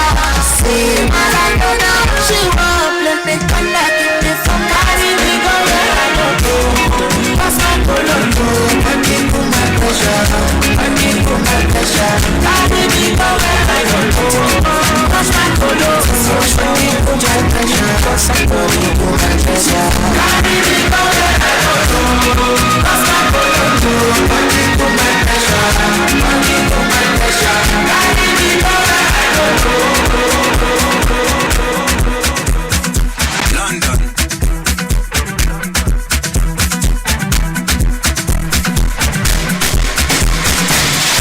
Hello, with everybody for you. Body just shake hello. Notice of one hello. Hello, deliver like I get hello. Them say I take go hello. Them say I take go hello. Fortuna, I'm gonna make you Jodaka. Show you get the power. City passing, I'm a get to Shinji Kagawa. Just to be still over. But them falling yakata. You know I see Sabi, they do. Sabi,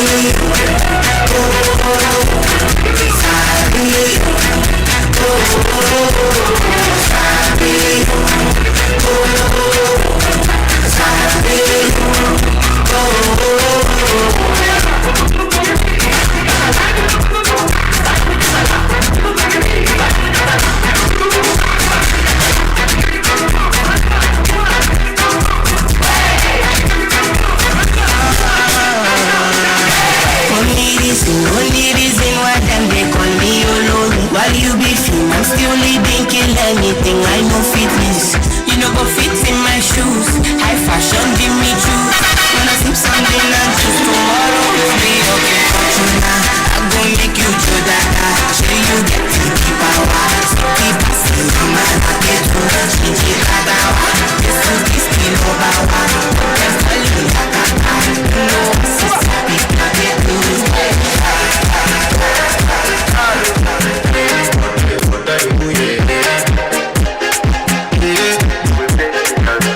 I want to flex my love, I want to impress, and I want to carry my love with this she loves. I'm I want to impress, and I want to carry my love with this she loves.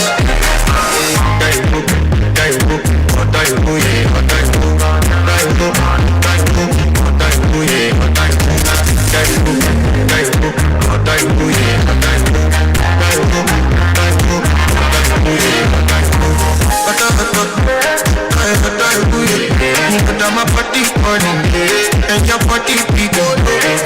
Loving you, then make me forget say I get lost. By the end of the night, if I had no pressure, I want to flex my love, I want to press, and I want to carry my love with this she loves. I'm a woman, I want to press, and I want to carry my love with this she loves.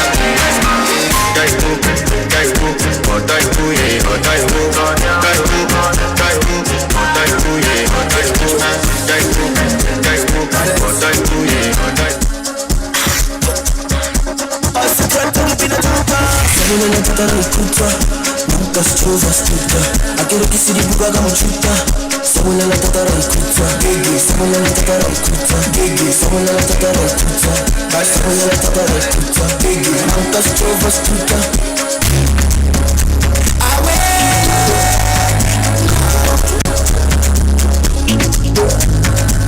Take me away.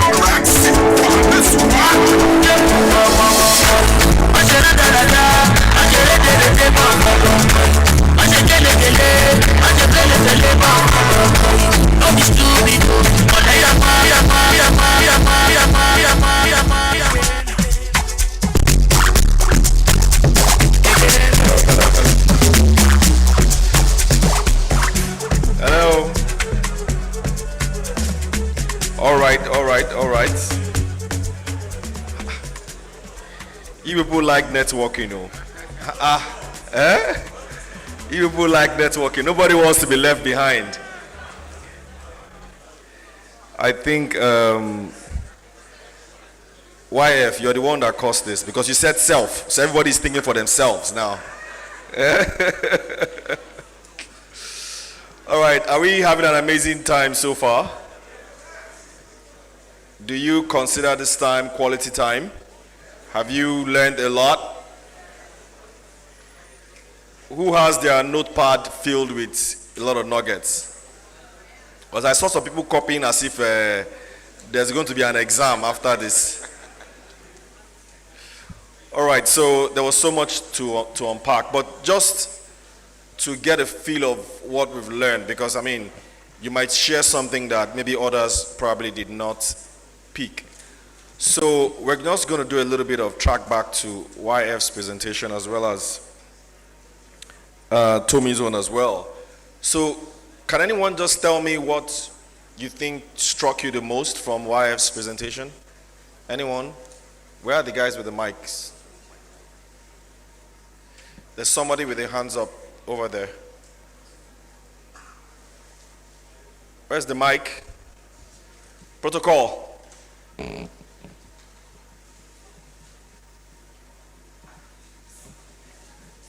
Because sometimes the best way of learning is when you hear people.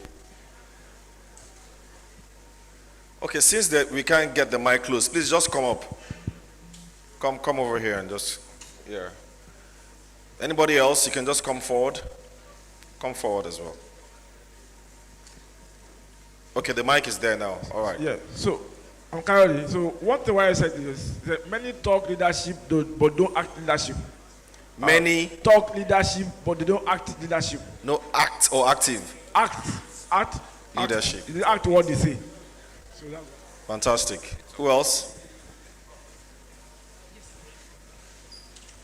And I agree with that. There are too many thoughts but no act leadership. It's actually interesting. He said leadership is a great burden that you need to take care of your own self very well and lead yourself very well before you'll be able to lead others. So you need to master your own self in leading yourself before you can take the burden of leading others. Other people. Fantastic. Fantastic. Leadership is all about burden. So if you cannot carry your own burden, how do you then carry other people's own? Huh? See somebody who cannot pay his school fees, yet he's teaching about school fees. You have to be able to carry your own burden first now, Abby. Yes, sir. Okay. Sir, you have a whole book of written, you know. I have let real value announce you other than packaging. Sorry? Let real value announce you other than packaging. Fantastic. Who said that? YF. Okay. I have a whole lot, but let me go to the I saw it already, the way we were flipping your pages. Okay, let me just speak off the book. Leadership is actually a whole lot of responsibility. And it's not just about, you need to actually develop, you need to dig deep. Like a well, you need to make sure that you are filled with a whole lot as a leader by developing yourself, because when that time comes, you have a whole lot to actually put out. Thank you very much. There's somebody to the end there. Sorry, no, to him first, yes. Raising his hand. Yeah, his hands has been raised since. Good afternoon. Good afternoon. My name is Mr. Sonyalu. From what I deduce from YF's speech, most leaders carry their followers along, but they fail to carry themselves along. Thank you. That's poignant. Thank you for that. A round of applause for him. All right. All right. Good afternoon, everyone. So what I'm going to say is like a summary of everything.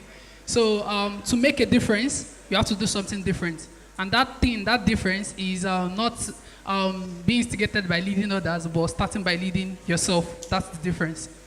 All right. I want to hear from the ladies. Abi, is it only the men that they were talking to? Please, let's give to our co-host, chief hostess.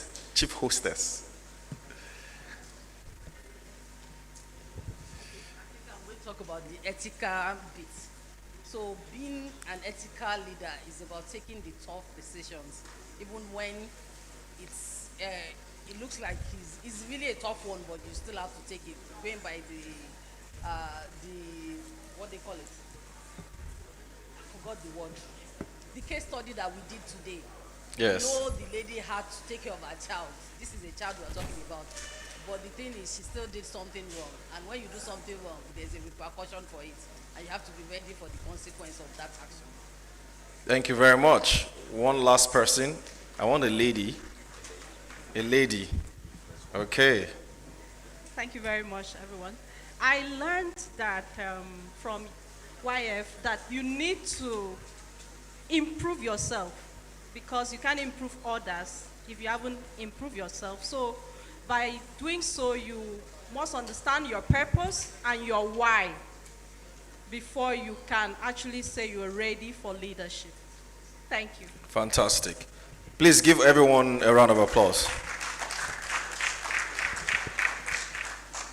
I think that, especially for ethics, for those who don't know, as you grow into leadership positions, one of the true tests, in fact, the number one test of a true leader is when ethics is in play.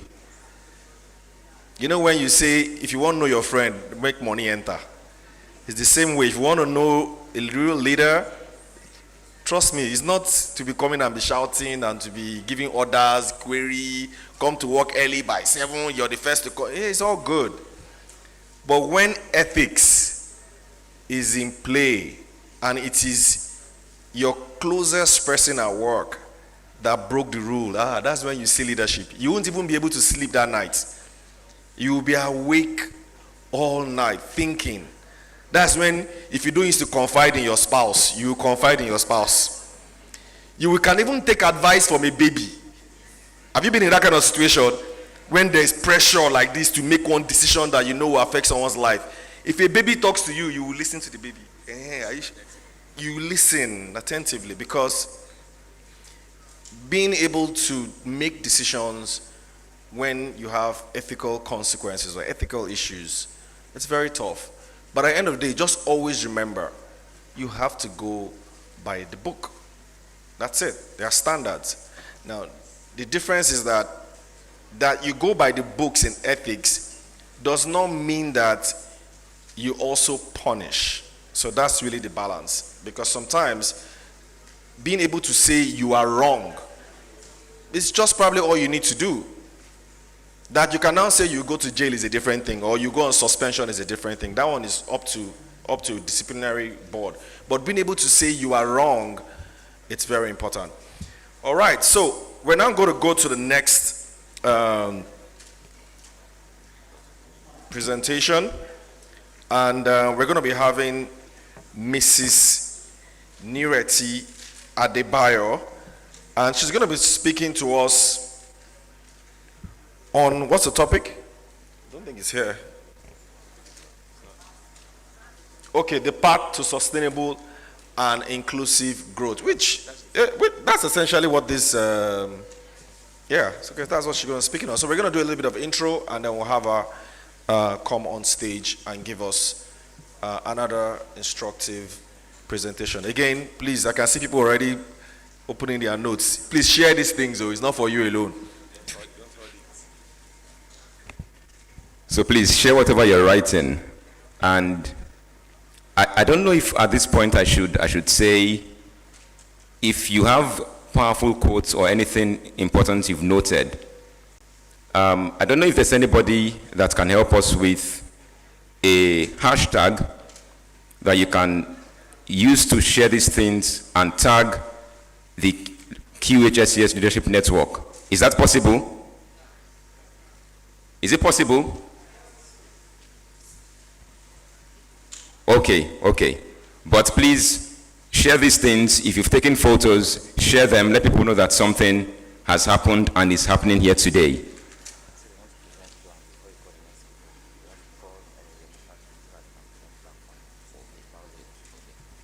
So there's some slight adjustment.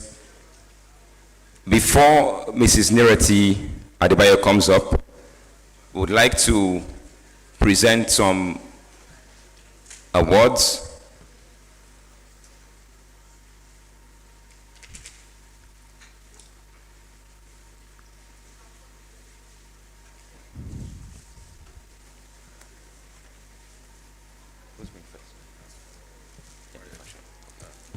All right, please just apologies. We're still going to have the next discussion, but because of time, we're trying to just move things concurrently.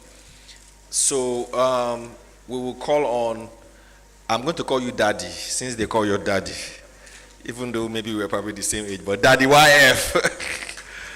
Please give him a round of applause. And Engineer Jami, are you around? Okay, please come. We should give him, please, sir. To go, and I'll say Agbayanie.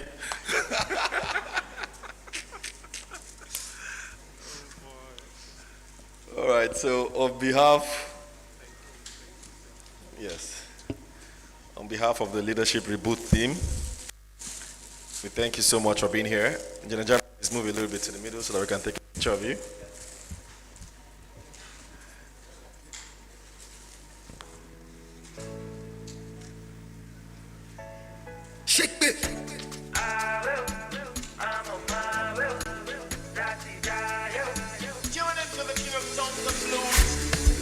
I know they want to see me fall, but I they stop it and they follow. Won't give me up on Papa Low. If you don't know, make you ask her to. All right, so we're going back to the lecture now. Mrs. Nireti Adebayo is the founding CEO of White Cleon Limited, a leading human resource outsourcing and consulting solutions firm with highly engaged employees, 7 clients across various industries in Nigeria and Ghana. She has over 22 years cognate experience spanning several sectors, serving in different capacities. She has exceptional problem-solving skills and readily demonstrates value to her clients. So as she's coming to give her presentation, if you've got any problems, just note them down because she has excellent problem-solving skills. She has an MSc degree in administration from the Lincoln University, Pennsylvania, USA, and many other certifications. She's a facilitator at the Enterprise Development Center, EDC, of the Lagos Business School, an expert in residence program, and a 3-time board advisory member of the Standard Chartered Women in Tech, coordinated by the EDC. Ladies and gentlemen, please, with a warm round of applause, make welcome Mrs. Nireti Adebayo, who will be speaking on the very theme of this program, the path to inclusive and sustainable growth. Please keep it coming until she gets here.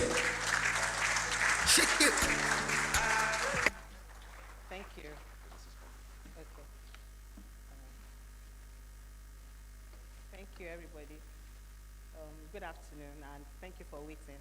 Sometimes when it comes to about this time, you see people leave. And thank you. Moji. Moji is my husband's friend. One of the places where I learned professionalism was Sato Anderson. Moji happens to be my husband's colleague. So thank you so much for staying. And of course, met Yemi, who is also my husband's friend. All right. So I really want to congratulate you for a wonderful period. I've also learned a lot from Dr. Woshika, from YF, and of course from Moji, Mr. Adepoju.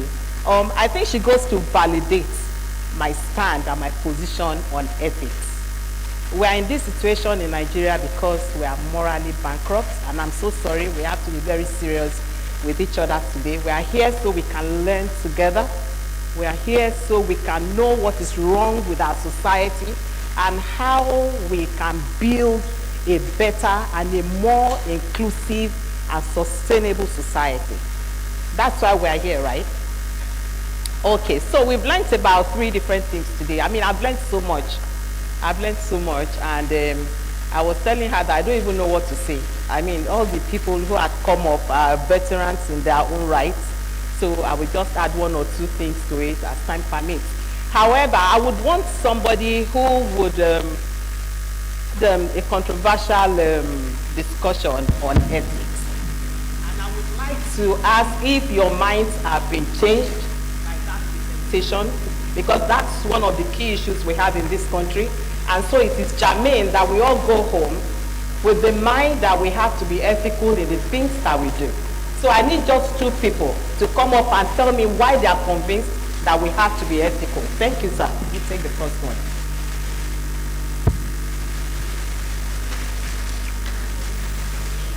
So, ma'am, thank you. The example you used about the police can actually change my perspective, because you said, yes, because you're telling them not to do a thing, and not reporting the policeman will not make the person to check anything.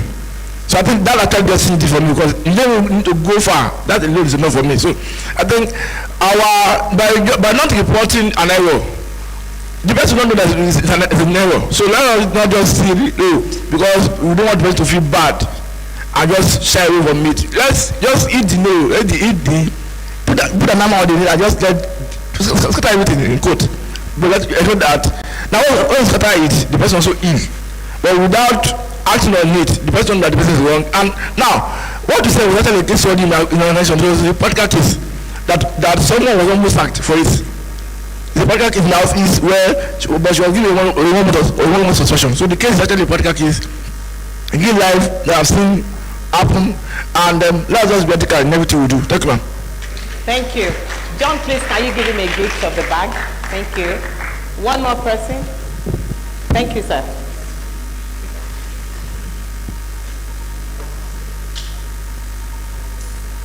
Thank you very much, ma'am. From my knowledge of so far so good, I'm about 40 or thereabouts, or more in terms of age.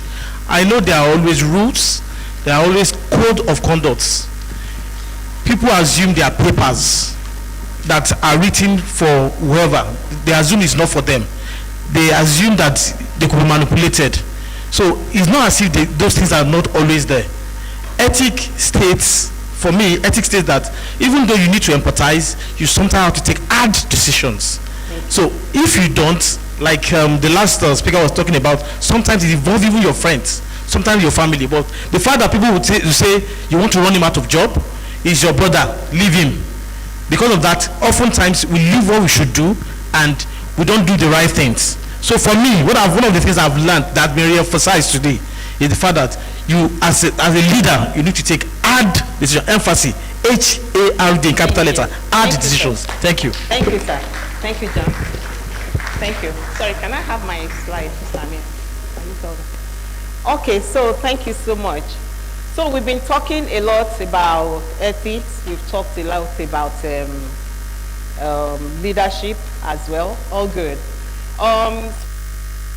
As a man with several wives and children, I stand on the shoulder of that man and Christ today. Yes. And as we talk about this particular topic on sustainability and inclusiveness, I saw that I'm a child from that kind of generation because my father happened to be part of traditional rulers who went to London in 1959 for the conference for our independence. However, that is not the issue today. The issue is that different places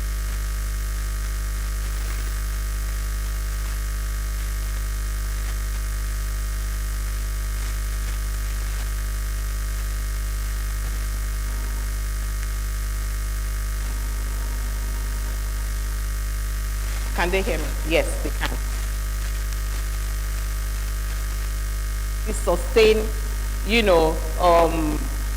leadership, for instance, and how can the country continue to move in a way that there is inclusion at all levels?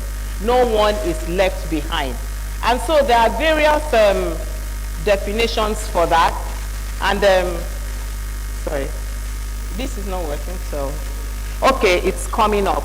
So there are 4 different definitions I was able to find, but I know one is the most correct. Those days when you do English language, I don't know why we don't do that anymore. We have objectives, and then you have the correct answer, you have the more correct, and also the most correct. So can anyone tell me out of this, on sustainability, which is the most correct of the 4? They are all correct, by the way. They are all great definitions. But which one are we talking about today? And which one best describes, madam? Thank you. The last one. Thank you so much. It's the last one. So it says that the practice of using resources in a way that meets current realities without compromising the need of future generations. Have we not compromised the needs of your generation today? True or false? Please give madam one of the bags. I'm sure she would give one of her staff. Thank you. Haven't we compromised? Our past leaders have compromised us. In fact, we have loans now that even our grandchildren may likely meet, God forbid, unless something miraculous happens. That's what happens when we run away from doing the right things. And that's why we are here today. So thanks to Engineer Jamil and of course, Madam, for creating such a forum where we can discuss and think and reflect on individuals and also on our government. And inclusivity says that it's the economic growth that is equitably distributed among all in the society. We are happy and we are in a place like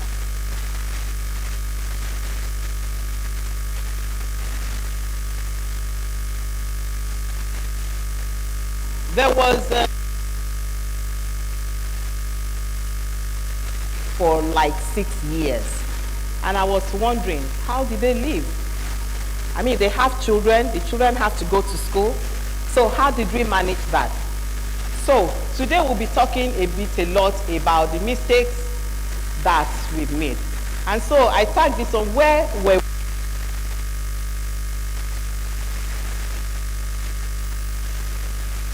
manage the future, true or false? So we gained independence in 1960, right? Thank you, sir. In 1960, and I'm not a mathematical person, but the story that I read online said that our GDP at the time, gross domestic product, was 4.20 billion, and our per capita income was $93 at the time. And then at that time, we were basically making income from agriculture. Now we don't even go to farms anymore. Okay, we're making incomes from agriculture, which was our primary sector at the time. Okay, and at the same time, there were employments for all Nigerians because we were producing and we were consuming what we were producing, and so there were jobs at different levels. Now, what happened? We had at that time the bitter cola nuts. How many of us have been to farms before? I have. My mom is a big time farmer, also my dad, so I know a lot about farming. Thank you. So you know how to farm cocoa, right? So the cocoa pots are the things that you drink when you take Milo, Bonvita, Ovaltine, and the rest of it. They are gotten from there. I even planted cocoa trees in my house as I speak to you in Lagos here. And so you have the palm oil, you have rubber plantation. So with the rubber plantation, I know my dad had a huge rubber plantation, so you make plastics from that. And so we were consuming what we were producing, so we didn't need any external imports at that time. And so we had the groundnut pyramid in Kano. I schooled in FGC Kano, so I was a bit familiar with that, even though it did not exist by the time we got into secondary school. But you still find the sites there where you had the groundnut pyramid.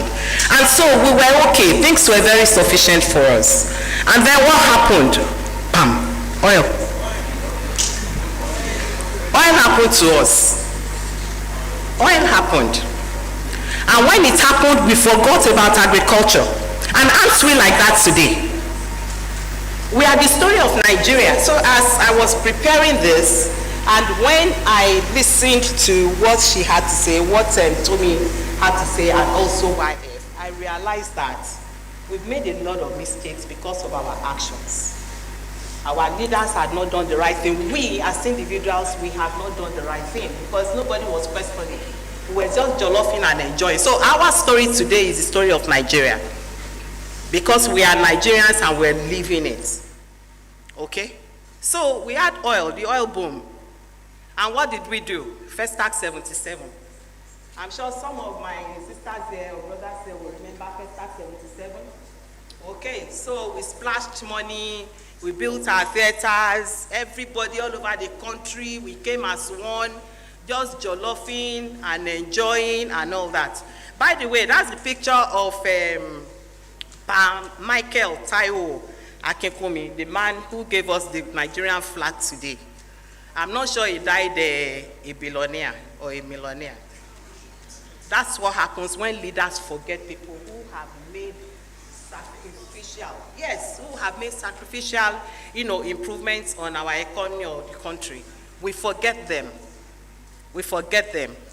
And that is why we have not been able to sustain our sports till today. The likes of Adelabu, the likes of Segun Odegbami, the likes of so many of them today. If it was today, they'll be like the Ronaldos of this world or the Beckhams of this world. But because Yorubas will say, Ati Jegumoyo, that's what we did. And so that is why we are suffering all of that today. That's why we are here today. And at the time, Nigeria did something that was fantastic, honestly. We had the vocational school. We had the vocational schools. We had the technical schools. We had the colleges of education. And then we had the universities. And what it means is that we don't all have to go to university. So if you're very good in carpentry, you go to a vocational school or a technical school, they hone your skill, they teach you the commercial aspect of it, and then you come out of and you're doing the right thing. Ethically, I don't want us to forget that. That was what we did at the time.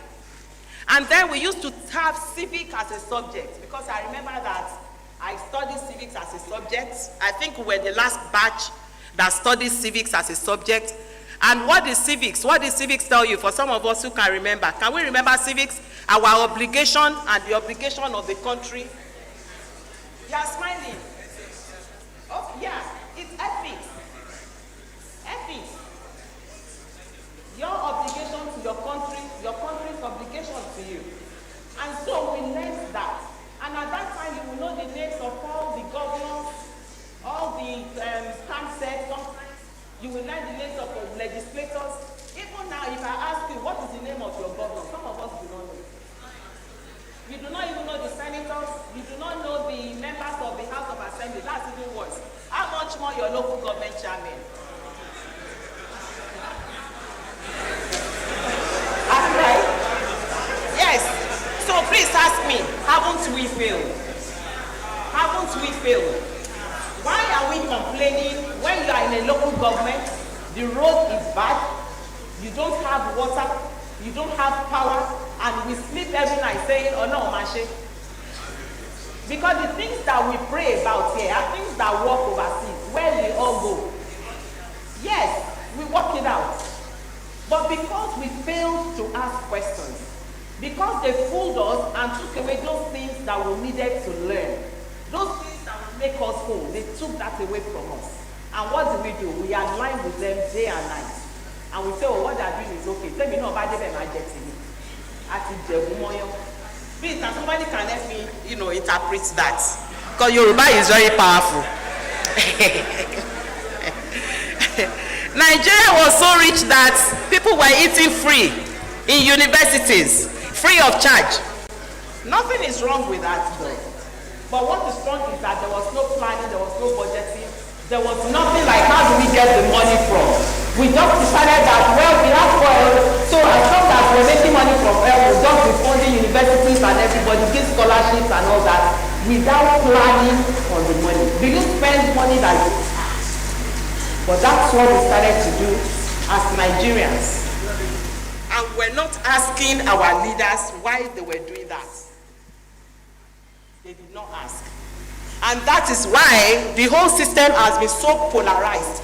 Those days, the traditional institution was that of respect.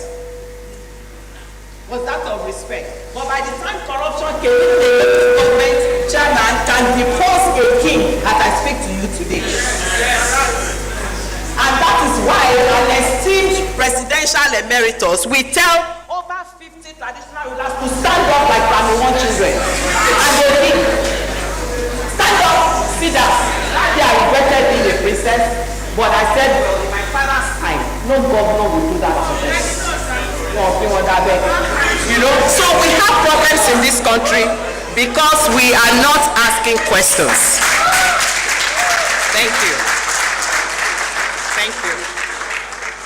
So, what are the things that we've done wrong? Those days we had the likes of Pojo. The assembly plant was in Lagos, we were in Kirikiri, and then they had one in Kaduna. We were not buying cars from any other country aside from Pojo. We were not. And then later Volkswagen came at the time of General Yakubu Gowon. He commissioned it. And then we started to use Volkswagen too. The few people who had imported cars, you could count them on your fingers at that time. But every family wanted to have Peugeot. So once you left the university, from what my uncles, tell me, and you decide to work in Nigeria, who wanted to go and work in the UK? They schooled in the UK and they all came back.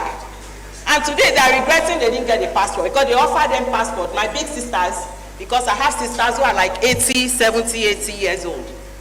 They gave them British passports. They didn't take it. They all came back to Nigeria. Because Nigeria was good.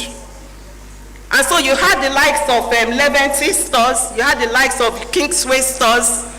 I know Leventis, Qhses stores, they had somewhere in Apapa, you could see the old building, and also in Lagos. Exactly. And then we used to have Dunlop at Ogba, Ikeja. Massive place, but it's been taken over by a church now. Thank God. Abi, be come So, can you see the trajectory of the development of Nigeria? Honestly, we can go on and on with that. Sometimes when we think about it, and I keep thinking, how did we get here? We all need to start reflecting how we got here. And I can understand that most of us in the hall may not truly understand that, but I'm sure you can see what is happening and you can ask yourselves, what did our parents do? Why didn't they talk? Why didn't they talk? We have the same issue, even in my family. My father had been gone for over 20 years and nobody is asking about the estate. And then suddenly people woke up and they want to know about the estate and they are fighting. I'm like, why? Where were you? You slept for 20 years. You just woke up like a mummy and none of you are fighting. So they try to resolve it. So we are Nigerians in a certain way because we do not ask the right questions and because we follow the crowd. And I'm hoping that at the end of all that we have heard today, we would reflect on even our actions as individuals. so we can start to do the right thing. Those tiny, tiny steps that we make will definitely make impact in your corners. So where are we now? Corruption. And it's everywhere. Those days they could do it under the table. But now it's open. Do you know it's as bad as when you go to companies now, even security men want to go there before you go inside. Honestly, that's what happens now. And then you are wondering, how did we get here? How did we get here?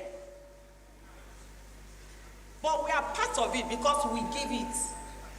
And we justify why we give it. And that is why we go to the clinics. They have paid them, they have budgets for medication, but you have to pay and buy your medication yourself. That's even if they will sell it to you. And they will sell at exorbitant rates. And there are some people who are in emergencies, they will be dying, and they just look away like nobody. It's not a big deal if somebody dies. That is the country we are in today. And God help us that we don't have any problem that will take us to the hospital. Yes. About 2 years ago, one of our colleagues, he just joined us as a sanitation staff. And he was coming to work that morning, that fateful morning. And then he entered one chance. Yes, he entered one chance. And unfortunately, he didn't have money. He just had his phone and maybe a few change on it. They threw him over Third Mainland Bridge. And he hit his head and he started hemorrhaging.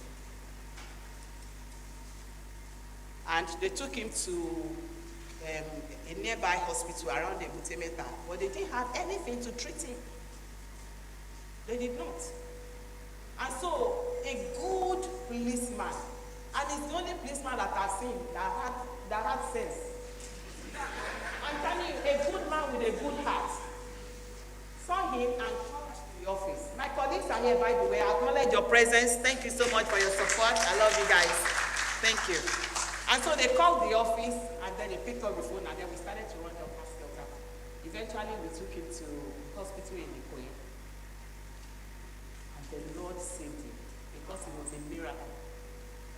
We're not here because of religion today. I'm just saying that there are times that just a little help, doing the right thing, can save a life. And that was exactly what that policeman did. And when we got to the hospital at Ikoyi, we called all the neurosurgeons and all that. They told us, look, this guy, we should just pray. That they measure by 15 or wherever, and this guy was already 1. So meaning that those they could say were like 8, 9, but this guy was already 1. I'm not a medical doctor, but I remember the figure. Anyway, the Lord helped us. And we didn't part with nothing less than 20 years for this man to come back to life. A young boy. You cannot leave a young boy. The guy was just 23 years. Yes, my oldest is 23. So you wouldn't do that. So why? We are dead even in our consciences.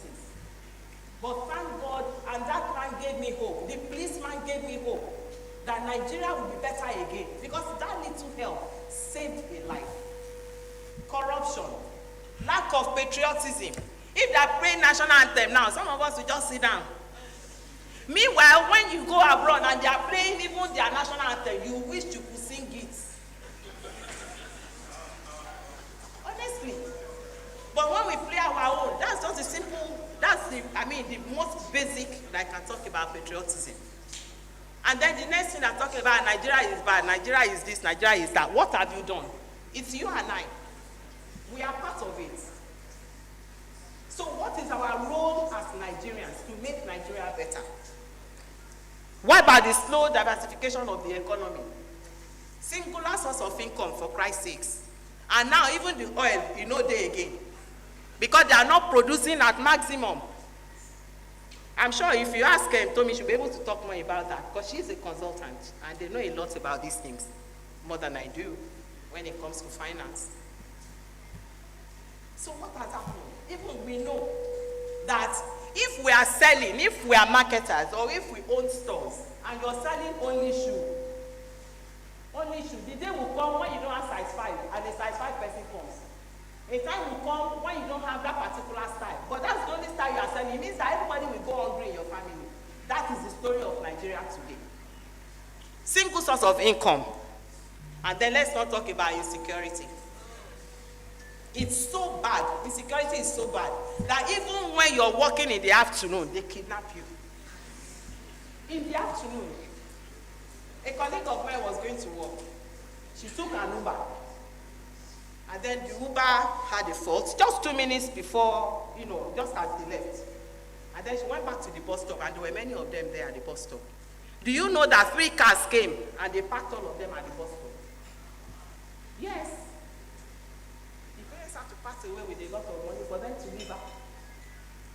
And those are the stories we hear today. And what about traveling out of Lagos? It's always one thing or the other. My brother was traveling about 4 years ago to Ibadan, Lagos to Ibadan, with his wife and daughter. And so they just he came across the kidnappers and robbers. So they asked him to lie down, pointed the gun at him and said, "I will kill you today." He didn't do anything, they are taking all the money. And then he said, "Don't worry, hold me, I will give you money." The man just said, "I will kill you today," and held a gun to his head. And the daughter was there, who was like about 6 years old, and also the wife. Until from nowhere the Lord saved him.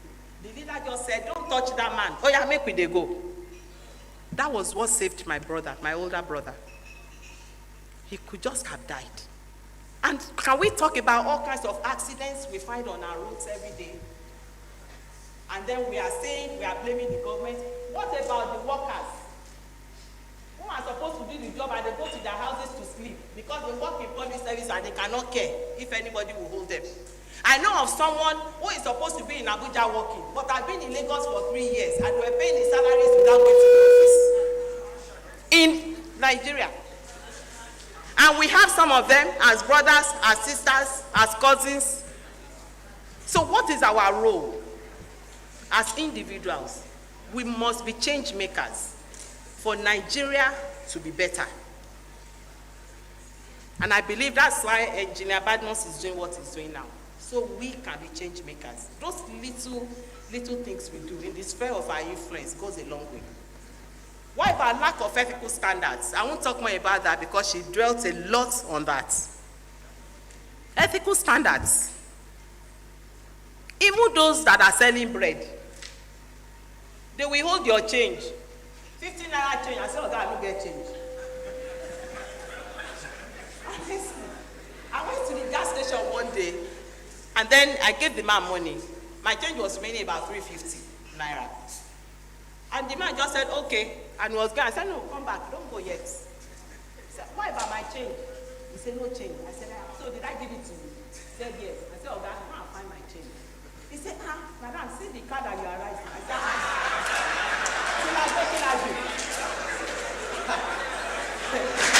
"Hey, sorry, sis."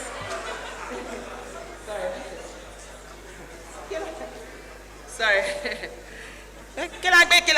Money, what's wrong with it? He said, "I should leave the 350. Money, your guy will not leave it for you. Money, because I work hard for this one." I said, "I should be in my other house, stretch my legs and be sleeping." I said, "But I'm here, going to the office." I said, "No, you let me give you the 350. You don't take my money without asking. That is stealing." There should be accountability, and a lot of us do not have it. Because we feel, "Oh, the money is small." Well, it's not about the money, it's the principle. And that is why we have to be ethically correct people. It's the principle, not the money. So a lot of the times there are little things that we do that our children are watching. You know, those days my boys will say, "Oh, Mom, we'll go out on Saturday." I said, "This liberal word I'm working." I said, "Yes, I'll take you out on Saturday." Because I mean it. You know, because I meant to do it. And then Saturday comes. It's either you're in a meeting, you have a program, or something very important. And so one day we were talking, and then he said, "Oh, no, Mommy will not do it." Okay? So what? He said, "No, you always promise and you don't make it." Voila! And I'm raising voice. I stopped. For me, that was very instructional. That was very instructional. So from that day, I would say, "No, or please let me think about it." Because I would never say I would do it because I'm not sure what the next minute will bring. Because they are watching us. They are watching us. And then inequality. That's the worst of it. Inequality. So because your child who scored all P's in nice GSA, because he's a child of a millionaire, and then you have one who has scored 280 in JAMB, your girl scored 150, and then you go around to go and get it. I remember my father used to tell us then, say, look, I'm not going to beg anybody for you. But guess what? This same father that will not do it for his children, he will do it for the neighbor's children. So I have to help them. Why? Because it's telling us we need to work. We need to do things yourself. We have to allow our children to grow. They have to be responsible. We have to be responsible. We have to lead by example. But when you see people who are doing the right thing,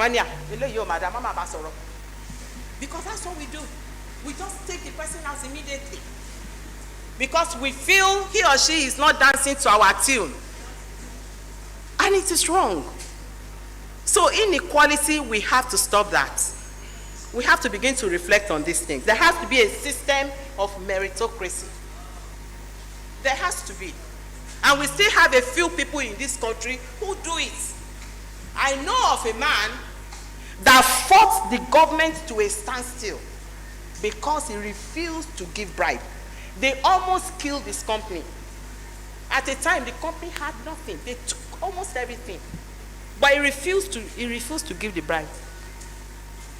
Until he created a product they could not take their eyes off from. Until today, that's an ethical person. No matter what. And is well respected just because of that. The people who take bribes from you, they know it's wrong. They do it anyway. Because we allow it. Lack of meritocracy. Unfavorable market conditions. So we have an informal market sometimes. The women who sell that tomato, or the men who sell onions and all that. And local government people will come and pack everything and say because they did not pay tax. Have we seen that? Some of these local government people, our brothers, our sisters, our cousins and all that, we have never corrected them. Shoton, we have never corrected them to say, look, what we are doing is wrong. Because it is wrong. These are people who are not stealing, they are not armed robbers, they are trying to make ends meet. And yet, we collect all kinds of taxes from them, even when they have truly paid. So all the little things that we do, we keep calling Nigeria. I'm an optimist for Nigeria. Because this is the only home that we all have. Don't mind them. If you go Canada, go Russia, go anywhere, they are second-class citizens. Even our Nigerians who are doing so well, so well abroad. So well abroad. Some of them still want to come back home. So we have to create an enabling environment. It's not only for the government. We have a role to play.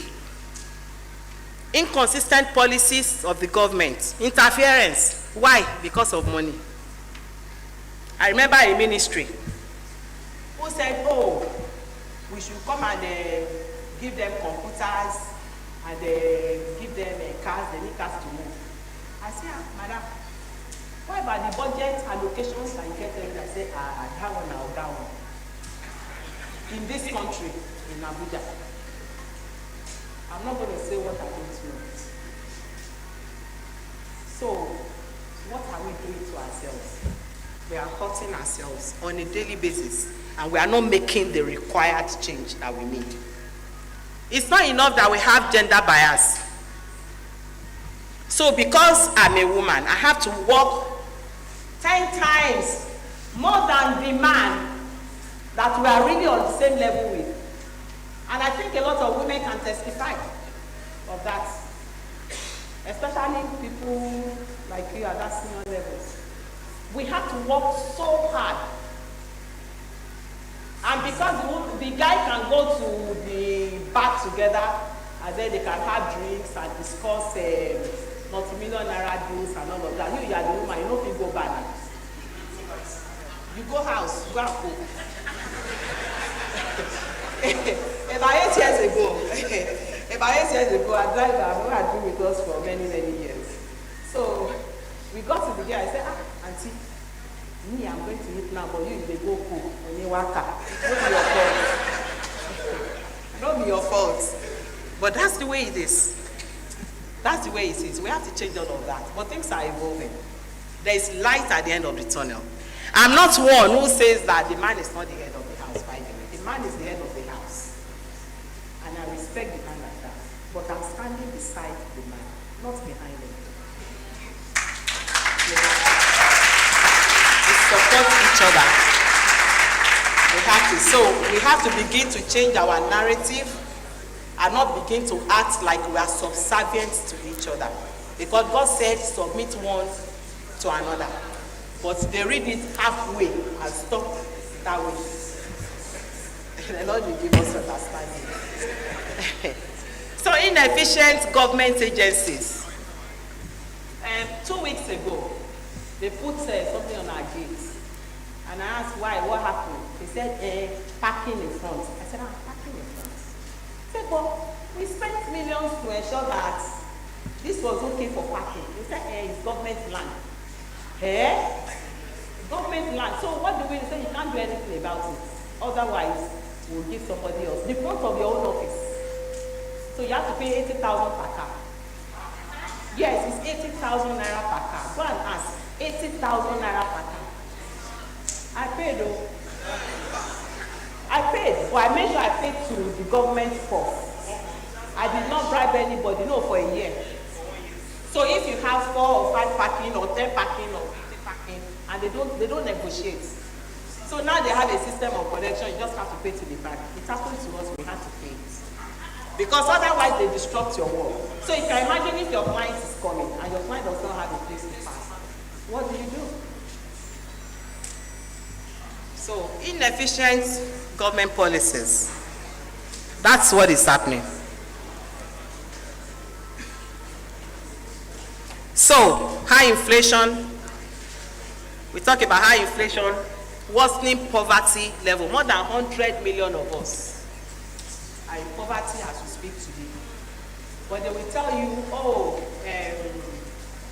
inflation is this amount, and then they will tell you unemployment is 5%. How is unemployment 5% of 206 million? Is it okay? I don't know mathematics, but 5% of 206 million at the minimum. Wait a minute. Is it possible? Do you believe that only 5% is unemployed in this country? See. And then there is so much hunger and starvation. So when a man is hungry, he cannot hear anything. But let's look about it. Poverty and cleanliness. Is it the same thing? The fact that one is poor doesn't mean you cannot be clean. I'm one, right? But what happens when you are going on the street? You throw cigar stuff, you throw paper on the floor, you are driving, you throw paper through your window. And I keep asking, what is happening? And we are talking about our environment.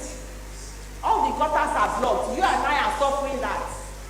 Because we throw things, we drink coke because we are tired though, and then we fling it outside our windows. Or even that by the bottle in our cars. Lack of discipline. And our children are watching. So they think it's the right thing to do. So they too will drink and throw it out of the window. Little things that we do. We have to start to reflect on them because it affects a whole lot of things. It affects generations. It does. So the weak depreciating naira.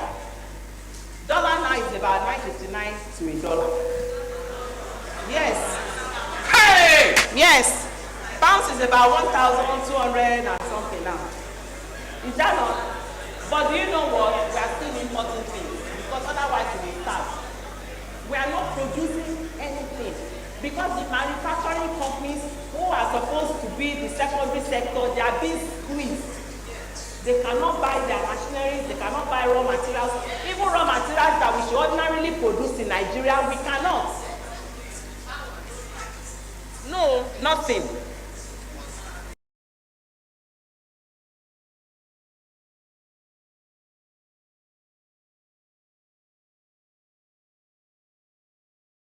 Where do